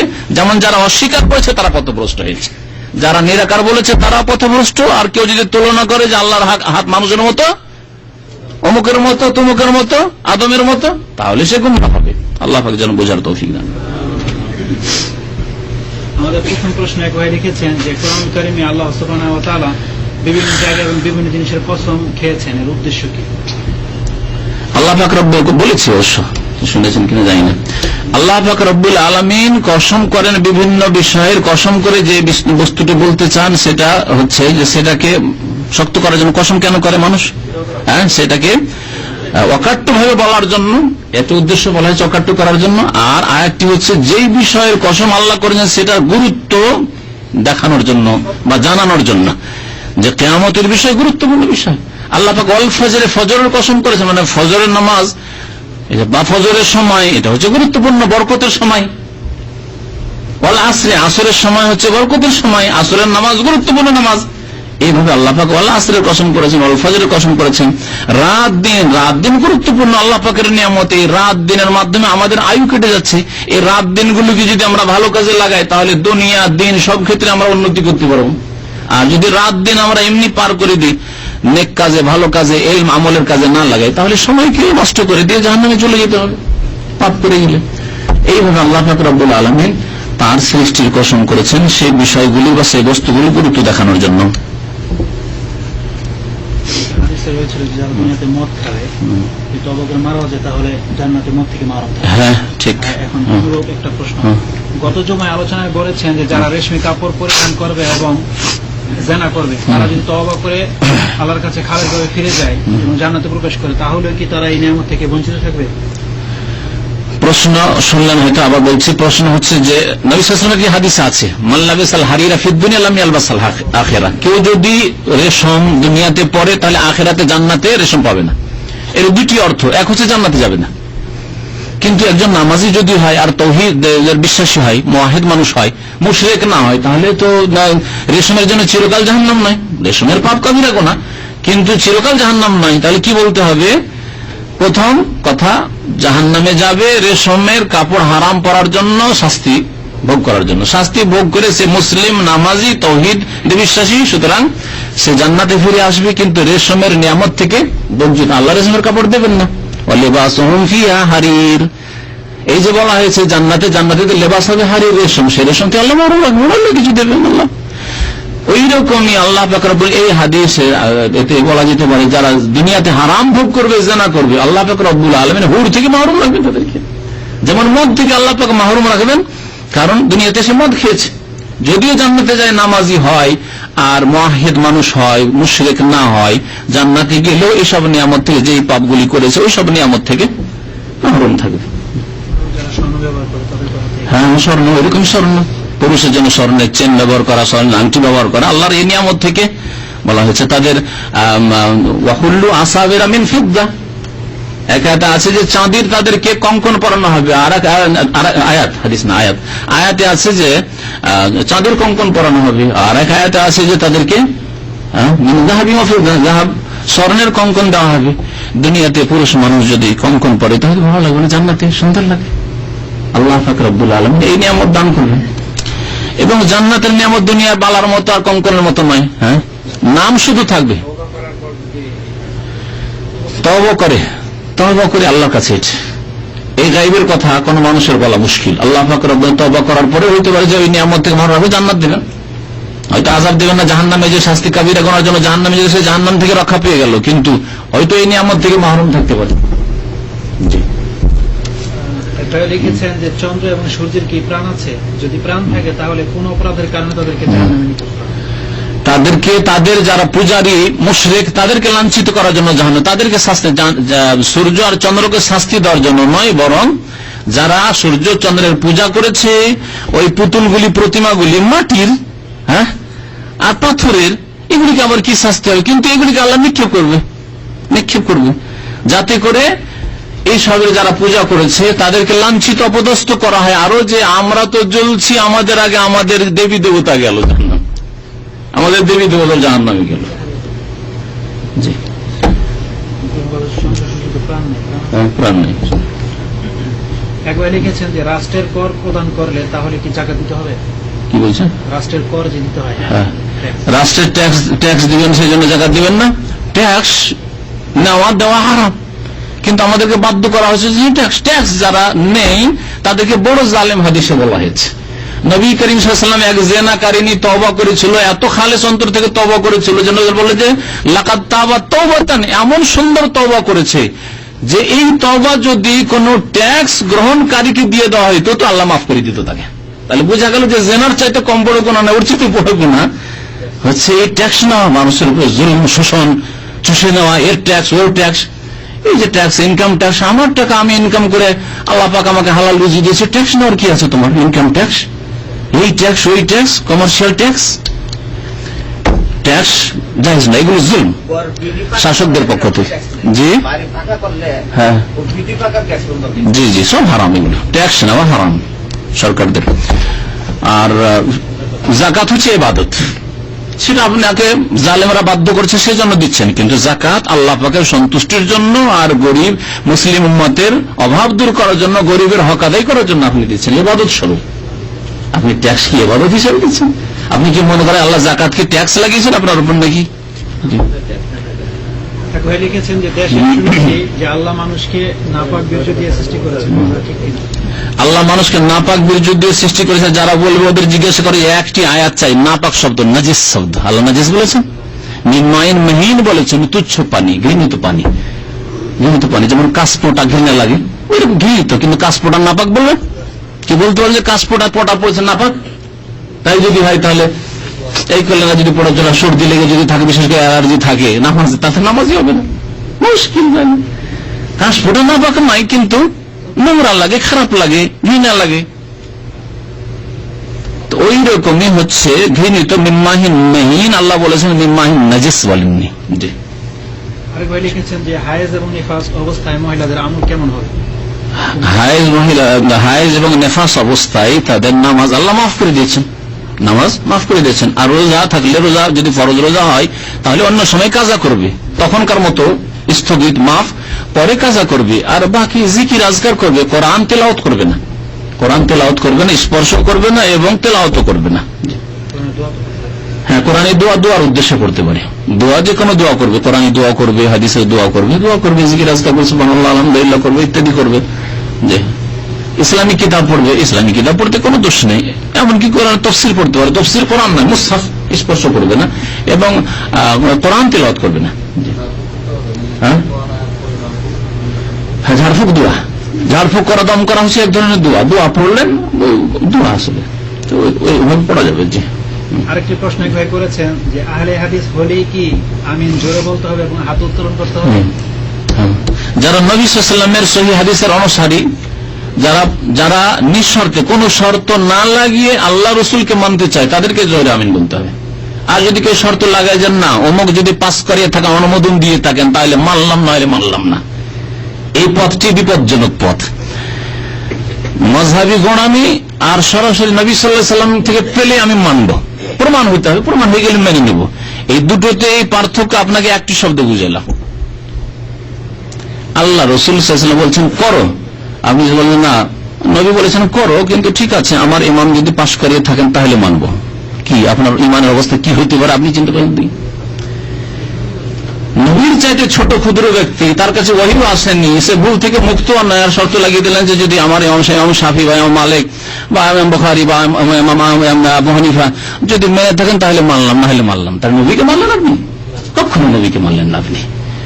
লা তুকাদ্দিমু বাইনা ইয়াদাইল্লাহি ওয়া রাসূলিহি, আল্লাহ এবং রাসূলের আগে বাড়াইও না, বাড়িয়ে দিলেন আপনি আল্লাহ রাসূলের আগে, আপনি রাসূলের আগে বাড়িয়ে দিলেন। না না না, অনুমোদন যে পাস করাচ্ছে। দেখেন, ছোট ছোট ছোট নেতা যদি কোনো হুকুম করে তাহলে বড়র কাছে পাস করাইতে হয়। হ্যাঁ, তাহলে ইমাম আবু হানিফা যদি কোনো কিছু বলে থাকেন তাহলে বলবো হ্যাঁ নবীর অনুমোদন লাগবে, হাদিসে থাকলে মানবো না, মানবো না। যেমন আমি যদি কোনো হুকুম করি অফিসিয়াল ইসলামিক সেন্টারের ব্যাপারে, তাহলে আমার উপরে যেহেতু ডাইরেক্টর আছে সেজন্য আমার কথার আবার অনুমোদন লাগবে। আমি 100টা সিডি লিখে দিলাম, তাহলে কি করতে হবে? পাস করে যাবে গিয়ে ডাইরেক্টরের কাছে, ঠিক না? কিন্তু ডাইরেক্টর যদি লিখে দেয় না 1000 সিডি, আমার কাছে এসে আবার পাস করে দেওয়া নাকি? বুঝতে পারছেন? তাহলে যারা মযহাবী গোঁড়ামি করেছে তারা এই ভ্রষ্টতায় আছে। নবী করিম সাল্লাল্লাহু আলাইহি ওয়াসাল্লামের সহিহ হাদিস থাকা সত্ত্বেও তারা কি করছে? না, আবু হানিফা নেননি, আমি নেব না। আবু হানিফা করেনি, করব না। ইমাম শাফি করেনি, করব না। ইমাম মালিক করেনি, করব না। ইমাম আহমদ করেনি, করব না। এই চরম গুমরাহি যদি এরকম করে, তাহলে স্পষ্ট হওয়ার পরে সে জানে না, মাজবুর একটা লোক জানে না, সুন্নাত জানে না, যেটার উপর করছে আমল করছে আল্লাহ হয়তো মাফ করবে, কিন্তু জানার পরেও যে ছেড়ে দিল তার ইমানের আশঙ্কা আছে। আর এর উল্টো, এর বিপরীত, ইমাম শাফি বলেছেন, হ্যাঁ বলেছেন, কিন্তু আমাকে দেখতে হবে, যদি দেখার মতো ক্ষমতা থাকে অথবা যে ভালো আলেম দেখতে পারে তার মাধ্যমে আমাকে দেখতে হবে যে রাসূলুল্লাহ এর অনুমোদন দিয়েছেন কিনা। মিলাদ করছে আমাদের আলেম, অমুক আলেম এত বড় আলেম করছে, তো এত বড় আলেমের এই মিলাদ করার অনুমোদন লাগবে রাসূলুল্লাহ সাল্লাল্লাহু আলাইহি ওয়াসাল্লামের কাছ থেকে। জি, টাকা যদি প্রিন্ট করে নিয়ে আসেন, খুব সুন্দর 500 টাকা নোট সৌদি আরবের, তার চেয়ে সুন্দর করে নিয়ে আসেন, চলবে টাকা? না সরকারের অনুমোদন লাগবে? সৌদি সরকার যদি ছাপিয়ে দেয় টাকা, ঠিক আছে তাহলে, কিন্তু আপনি যদি ওর চাইতে ভালো প্রিন্টের টাকা নিয়ে আসেন, চলবে না, জাল। ওই রকমই বিদাত, জালিয়াত। যারা হাদিস বাদ দিয়ে, নবীর তরিকা বাদ দিয়ে অন্য তরিকায় চলেছে, তারা এই জালিয়াতে পড়ে গেছে। আল্লাহ পাক যেন বোঝার এবং আমল করার তৌফিক দান করে। আশা করি এই কথাটি বোঝার চেষ্টা করবেন। আমার অনুমোদন নিতে হবে বড়র কাছে, আর বড় হচ্ছেন আল্লাহর পরে রাসূলুল্লাহ সাল্লাল্লাহু আলাইহি ওয়াসাল্লাম, তার কাছ থেকে অনুমোদন নিতে হবে। আর এই নয় হাদিস আছে না, না তো আমাদের মাযহাবে আছে কিনা দেখতে হবে। আশ্চর্য কথা, বুখারীর ভূমিকাতে লিখে রেখেছেন ওই সাহেব, নাম বলে আর কিছু মানে কষ্ট দিতে চাই না কোনো ভাই, কেন অনেক নতুন ভাইরা আছে, কষ্ট পেয়ে যাবেন। তো অনেকবারই বলা হয়েছে, বলছি যে যদি কোনো হাদিস লিখছে ওই সাহেব যে বুখারীর অনুবাদ করছে, বুখারীর খিদমত করছে না বুখারীর বিরোধিতা করছে, কোন হাদিস যদি মযহাবের খেলাফ পান, তাহলে মযহাবের ফিকহ কিতাবের সাহায্য নিয়ে নেবেন, মানে মযহাবের কাছে অনুমোদন নিয়ে নেবেন হাদিসটা, যে পাশ করাইলে না তোমার নবীর হাদিসকে। আশ্চর্য কথা, ঈমান নিয়ে যাওয়া আসার কথা। সুবহানাল্লাহ, সুবহানাল্লাহ বলেন আলহামদুলিল্লাহ, আল্লাহ হিদায়াত করেছে আলহামদুলিল্লাহ। আমি আলহামদুলিল্লাহ বলি যে আল্লাহ পাক রব্বুল আলামিন এসব বিপদ থেকে মুক্ত রেখেছেন, ঈমানের হেফাজত করেছেন। টাকা পয়সার হেফাজত বড় কথা নেই, কিন্তু আমার ঈমানের হেফাজত হচ্ছে আমি নবীর তরিকায় আছি, নবী সাল্লাল্লাহু আলাইহি ওয়াসাল্লামের পক্ষ থেকে অনুমোদন হয়েছে, আর কিছু দেখান না। ওয়াসাল্লিমু তাসলিমা, কোরআন আয়াত তেলাওয়াত করছেন, আমল করছেন। ফালা ওয়া রাব্বিকা লা ইউমিনুন, মুমিন হতেই পারবে না, কসম করে বলছি। রব নিজের কসম করেছেন, এখানে আল্লাহ নিজের কসম করেছেন। ফালা ওয়া রাব্বিকা, তখন লা উকসিমু পড়লেন, এখানে লা ওয়া রাব্বিকা, তোমার রবের কসম করে, আল্লাহ নিজের জাতের কসম করে বলছেন, লা ইউমিনুন, মুমিন হতে পারবে না, হাত্তা ইউহাক্কিমুকা ফীমা শাজারা বাইনাহুম, যতক্ষণ পর্যন্ত তাদের মতদ্বন্দ্বের বিষয়ে তোমাকে হাকিম না বানিয়ে নেবে হে নবী। তাহলে কাকে হাকিম না বানাইতে হবে? কার কাছ থেকে অনুমোদন নিতে হবে? রাসূলুল্লাহ সাল্লাল্লাহু আলাইহি ওয়াসাল্লাম। তারপরে কয়েকটি কথা আল্লাহ বলেছেন, হাত্তা ইউহাক্কিমুকা ফীমা শাজারা বাইনাহুম সুম্মা লা ইয়াজিদু ফি আনফুসিহিম হারাজাম মিম্মা কাযাইতা, তারপরে মনে যাতে করে কোন রকমের সংকীর্ণতা না আসে আপনার ফয়সালা, আপনার সিদ্ধান্তের উপর। আরে আমি জোরে বলবো, কি বলবে না বলবে, সূরা ফাতিহা পড়বো, আগেরটা করছিলাম ছেড়ে দেবো, না হয়তো করছিলাম ছাড়বো, না কি করবো, কোন যেন সংকোচ না আসে। নবীর ফয়সালা মানো, আর কোন রকম সংকীর্ণতা নিয়ে আসবেন না মনে। অনেক সময় মালিকের কথা আমরা মানি, কিন্তু মনে পছন্দ না, তারপরে করি কাজটা, তাই না? ওই রকম যদি কেউ করে, যেন করলাম কিন্তু ভালো লাগছে না, তাহলে চলবে না। ওয়ায়ুসাল্লিমু তাসলিমা, শেষখানে শির নত করে মেনে নেবে, বিনা কোনো অজুহাতে। কি অজুহাত, কি হিকমত, কেন এটা জোরে, কেন এটা আবার এরকম কেন, এসব নয়। ওয়ায়ুসাল্লিমু তাসলিমা, শির নত করে মেনে নেবে। এই তিনটি শর্ত খেয়াল রাখবেন, নবী সাল্লাল্লাহু আলাইহি ওয়াসাল্লামকে এভাবে মানতে হবে। আর যখন যেখানে যেমন তেমন এখানে করে ওই বিদাতি মোল্লাগুলি মসজিদে আর রুকুর পরেও বুকে হাত বেঁধে নিচ্ছে, আর দেশে গিয়ে ও আর হাতও উঠাচ্ছে, সবই করছে, আর ওখানে কেন, এখানে কত রকমের কি করছে, আর দেশে গেলে আবার উল্টো চলে গেল। না, নবী সাল্লাল্লাহু আলাইহি ওয়াসাল্লামকে মানলাম এইভাবে। শর্ত লাগিয়ে রেখেছে অন্য কিছু। নবীর কথা মানতে হলে একটা শর্ত আছে, যে শর্তের কথা ওই বুখারী আর বুখারীর বিরোধিতা করার জন্য বুখারীর অনুবাদ করেছে অনুবাদক। জি, আরেক ভাই লিখেছেন যে সূরা ফাতিহা কি সর্বাবস্থায় আমাদেরকে পড়তে হবে? যদি তাই হয় তাহলে পড়ার সময় কখন? সূরা ফাতিহা সতর্কতা হচ্ছে সর্বাবস্থায় পড়তে হবে, সর্বাবস্থায় পড়তে হবে। ইমাম হোক, মুক্তাদি হোক, একাকী নামাজি হোক, সর্বাবস্থার এই তিনটে দিক হইল। আর আস্তে নামাজ হোক, জোরে নামাজ হোক, ফরজ নামাজ হোক, সুন্নত নামাজ হোক, নফল নামাজ হোক, রাতের হোক, দিনের হোক, সর্বাবস্থায় পড়তে হবে। কমের পক্ষে আপনাদেরকে বলছি যে মযহাবী গোড়ামি ছেড়ে সিররি নামাজ যেখানে শুনছেন না, কখন পড়তে হবে প্রশ্ন, তার আগে এটা সংশোধন করেছেন। জোহরে পড়েন, আসরে পড়েন, মযহাবী গোড়ামি ছেড়েছেন। মাগরিবের তৃতীয় রাকাতে পড়েন, এশার তৃতীয় চতুর্থ রাকাতে পড়েন না কেন? বাকি থাকে কয় রাকাত জাহেরি নামাজ? জাহেরি নামাজ মাত্র 6 রাকাত। মাগরিবে 2 রাকাত, এশায় 2 রাকাত, আর ফজরে 2 রাকাত, 6 রাকাত। তাহলে 17-র মধ্যে 6 রাকাতে আপনার মানে দ্বিধাদ্বন্দ্ব যে শুনবো না পড়বো, আর বাকি 11 রাকাতে কি করেন আপনি? 11 রাকাতেও যদি সূরা ফাতিহা পড়তেন তো আল্লাহ হয়তো মাফ করে দিত, কিন্তু না, আপনি সূরা ফাতিহার শত্রু।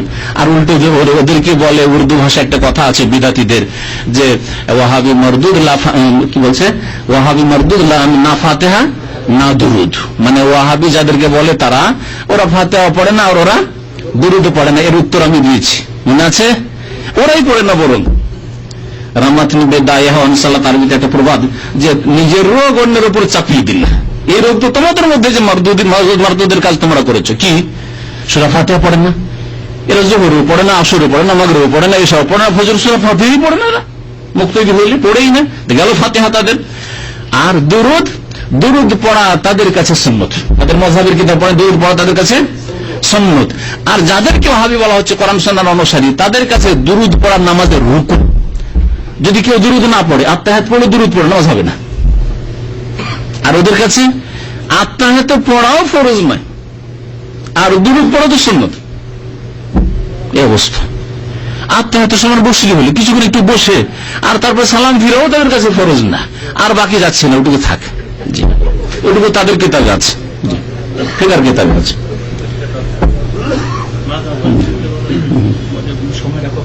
কোনটা? জেহরি কেরাতে যদি পড়েন তখন পড়বেন গায়রুল মাগদুব আলাইহিম ওয়ালাদ-দাল্লিন, যখন হয়ে গেল তারপর আপনি পড়তে শুরু করে দেন, সময় দিক আর নাই দিক, তারপর পড়তে শুরু করে দেন, পড়ে নেন। এটা হচ্ছে সতর্কতা। যদি এই ক্ষেত্রে যে ইখতিলাফ আছে যে জেহরি কেরাতে পড়বো না সময় শোনাটা যথেষ্ট হবে, ইখতিলাফ দুই দিক থেকে দলিল খুব মজবুত আছে। মানে এমন নয় যে জোহরে যারা পড়ে না তাদের দলিল খুব কমজোর। যারা ওই সিরি নামাজে যখন ইমাম নিজের মনে মনে পড়ছে তখন যারা পড়ে না তাদের দলিল খুব কমজোর। কিন্তু যারা বলছে যে শোনার সময় যখন শুনতে পাচ্ছি, তখন আমাদের দেশে শোনে বা কথা মাইকে তো নামাজ হয় না, আমাদের দেশে মাইকে নামাজ হয় না। তাহলে যে জেহিল নামাজগুলি আছে সেগুলো দ্বিতীয় কথার থেকে শুনে না, ঠিক না? জেহরি নামাজে, মাগরিবের নামাজে, এশার নামাজে, ফজর নামাজে, ওই দুই প্রথম রাকাত গুলিতে দ্বিতীয় তৃতীয় রাকাত থেকে ইমামের সূরা ফাতিহা শোনে না, তাহলে পড়তে হবে না? হবে না? এখানে পড়তে হবে, শোনে না। যদি ইমাম আহমদ আর ইমাম মালিকের যে মতটি মাঝারি মত, যে না যখন শুনবে, জোরে শুনবে তখন পড়বে না, এই মতেও যদি চলেন, এই ক্ষেত্রে দ্বিতীয় তৃতীয় কাতারে থাকলে পড়তে হয়। কারণ কেন বোঝা না, দেশে শোনা যায় না কিছু। যাই হোক, ইমামদের কথা শ্রদ্ধার সাথে সামনে রেখে রাসূলুল্লাহ সাল্লাল্লাহু আলাইহি ওয়াসাল্লাম মানতে হবে। ইমামদের কথা পড়তে হবে, কিন্তু আমল করার জন্য না যে একটা ইমামকে ধরে নেব বাস। ইমামরা তারা মানুষ ছিলেন, আলেম ছিলেন, বড় আলেম হইলে ওর নাম ইমাম। আজকাল জানে শেখ ইবনে বাজকে ইমাম আব্দুল্লাহ ইবনে বাজ বলা হচ্ছে। বড় আলেম মানে ইমাম। ইমাম মুহাম্মদ বিন সালেহ ওয়াসাইমি বলা হচ্ছে, নাসিরউদ্দিন আলবানীকে ইমাম নাসিরউদ্দিন আলবানী বলা হচ্ছে, যেমন ইমাম তিরমিজি, ইমাম বুখারী, ইমাম আবু দাউদ, নাসাঈ, তিরমিজি, ইমাম। বড় আলেম হইলেই তাকে ইমাম বলা হয়েছে। যেমন বাংলাদেশে আল্লামা, যাকে বড় আলেম মনে করে আল্লামা টাইটেল দিয়ে দিল, যদি আসলে বড় নয়। বড় কিনা সেটা বোঝা যাবে, আর যে বুঝতে পারে তার কাছে না গিয়ে বোঝা যাবে। আরেকটি প্রশ্ন হচ্ছে, একবার প্রশ্ন করেছেন, স্ত্রী যদি আগ্রহের সাথে এবং ইচ্ছায় তার মাসিক অবস্থায় সহবাস করতে বলে তাহলে কি? প্রশ্ন এক লোকের, যে স্ত্রী যদি ইচ্ছায় মাসিক অবস্থায় সহবাস করতে বলে তো সহবাস করা যাবে। আপনাকে জিজ্ঞাসা করছি যে মাসিক অবস্থায় সহবাস করা হালাল না হারাম? হারাম, তাই না? খুন করা হালাল না হারাম? কেউ যদি বলে ভাই আমি নিজেকে মানে আত্মহত্যা করার ইচ্ছা হচ্ছে, কিন্তু আমি নিজেকে মারতে পারি না, ফাঁসিতে চড়তে পারি না, ভয় লাগছে, তাহলে তুমি মেরে দাও, তোমাকে চলবে? আজ থেকে বলছেন না, মানে সন্দেহ আছে তাইলে মনে হচ্ছে। একটা লোক মানে আর থাকতে চায় না, দুনিয়া থাকতে চায় না, বালা মুসিবত যে কোনো কারণে আত্মহত্যা করতে চায়, কিন্তু নিজেকে মারতে পারে না। বলছে ভাই আমি হাঁটবো, রাস্তায় তুমি দিবে, আমি রোড দিয়ে হাঁটবো, একটু অচেতন তুমি গাড়ি দিবে ধাক্কা, আমাকে মেরে দিবে, করবে না আপনি? কারণ হারাম মনে করছেন। তাহলে বোঝা গেল যে হারামের ক্ষেত্রে আল্লাহর নাফরমানি করে, রাসূলের নাফরমানি করে কার আনুগত্য করা যায় না। এই হাদিস বারবার শুনিয়েছে, তারপরে জানেন এই প্রশ্ন হয়তো নতুন কোন ভাই করেছে। কতবার এই হাদিস শুনেছে, লা তাআতা লিমাখলুকিন ফি মাসিয়াতিল খালিক, স্রষ্টার নাফরমানি, বিরুদ্ধাচরণ করে কোন সৃষ্টির আনুগত্য চলে না। এই জন্য যতই বড় ইমাম হোক না কেন, আল্লাহ রাসূলের নাফরমানি করে তার কথা মানা যাবে না। কেউ যদি বলে সূরা ফাতিহা পড়িও না, আপনি বলছেন সূরা ফাতিহা ছড়ানো বোঝানো, তাহলে কার কথা মানবেন? কারণ আল্লাহ এবং রাসূল নাফরমানি করা যাবে না। ইমামের শ্রদ্ধা আপন জায়গায় ঠিক আছে, আমার শ্রদ্ধা আপনার কাছে যতটুকু আছে ঠিক আছে, কিন্তু আমার যেই ফতুয়া, আমি মানুষ, আমার যেই ফতুয়া ভুল কালকে প্রমাণিত হয়েছে, তারপর বলুন না না না শাইখের আমি এতদিনের শাগরিদ 10 বছরে ছাড়ি, চলবে? হারাম, হারামের জন্য। আর এই কথা ইমাম আহমদ বলেছেন হারামুন, হারাম। বরং ইমাম আবু হানিফার কথা এটি আরো শুন, হারামুন মাল্লা ইয়ারিফ দলিল আন ইফতিয়া বিকালামি, যে আমার দলিল জানে না তার জন্য আমার কথার ভিত্তিতে ফতোয়া দেওয়া হারাম। শুধু আমি বলেছি সেজন্য ফতোয়া দিতে, ইমাম আবু হানিফা বলেছে সেজন্য ফতোয়া, তারপরে এত গোড়ামি কেন? ইমাম আইম্মায়ে কেরাম তারা সবই আকীদার লোক ছিলেন, আইম্মায়ে কেরাম তারা সুন্নতের অনুসারী ছিলেন, আইম্মায়ে কেরামরা নবীর ভক্ত ছিলেন, আর আমরা তাদের ভক্ত হয়ে গেছি গুমরারা। সুবহানাল্লাহ, আল্লাহ যেন বুঝার তৌফিক দান করেন।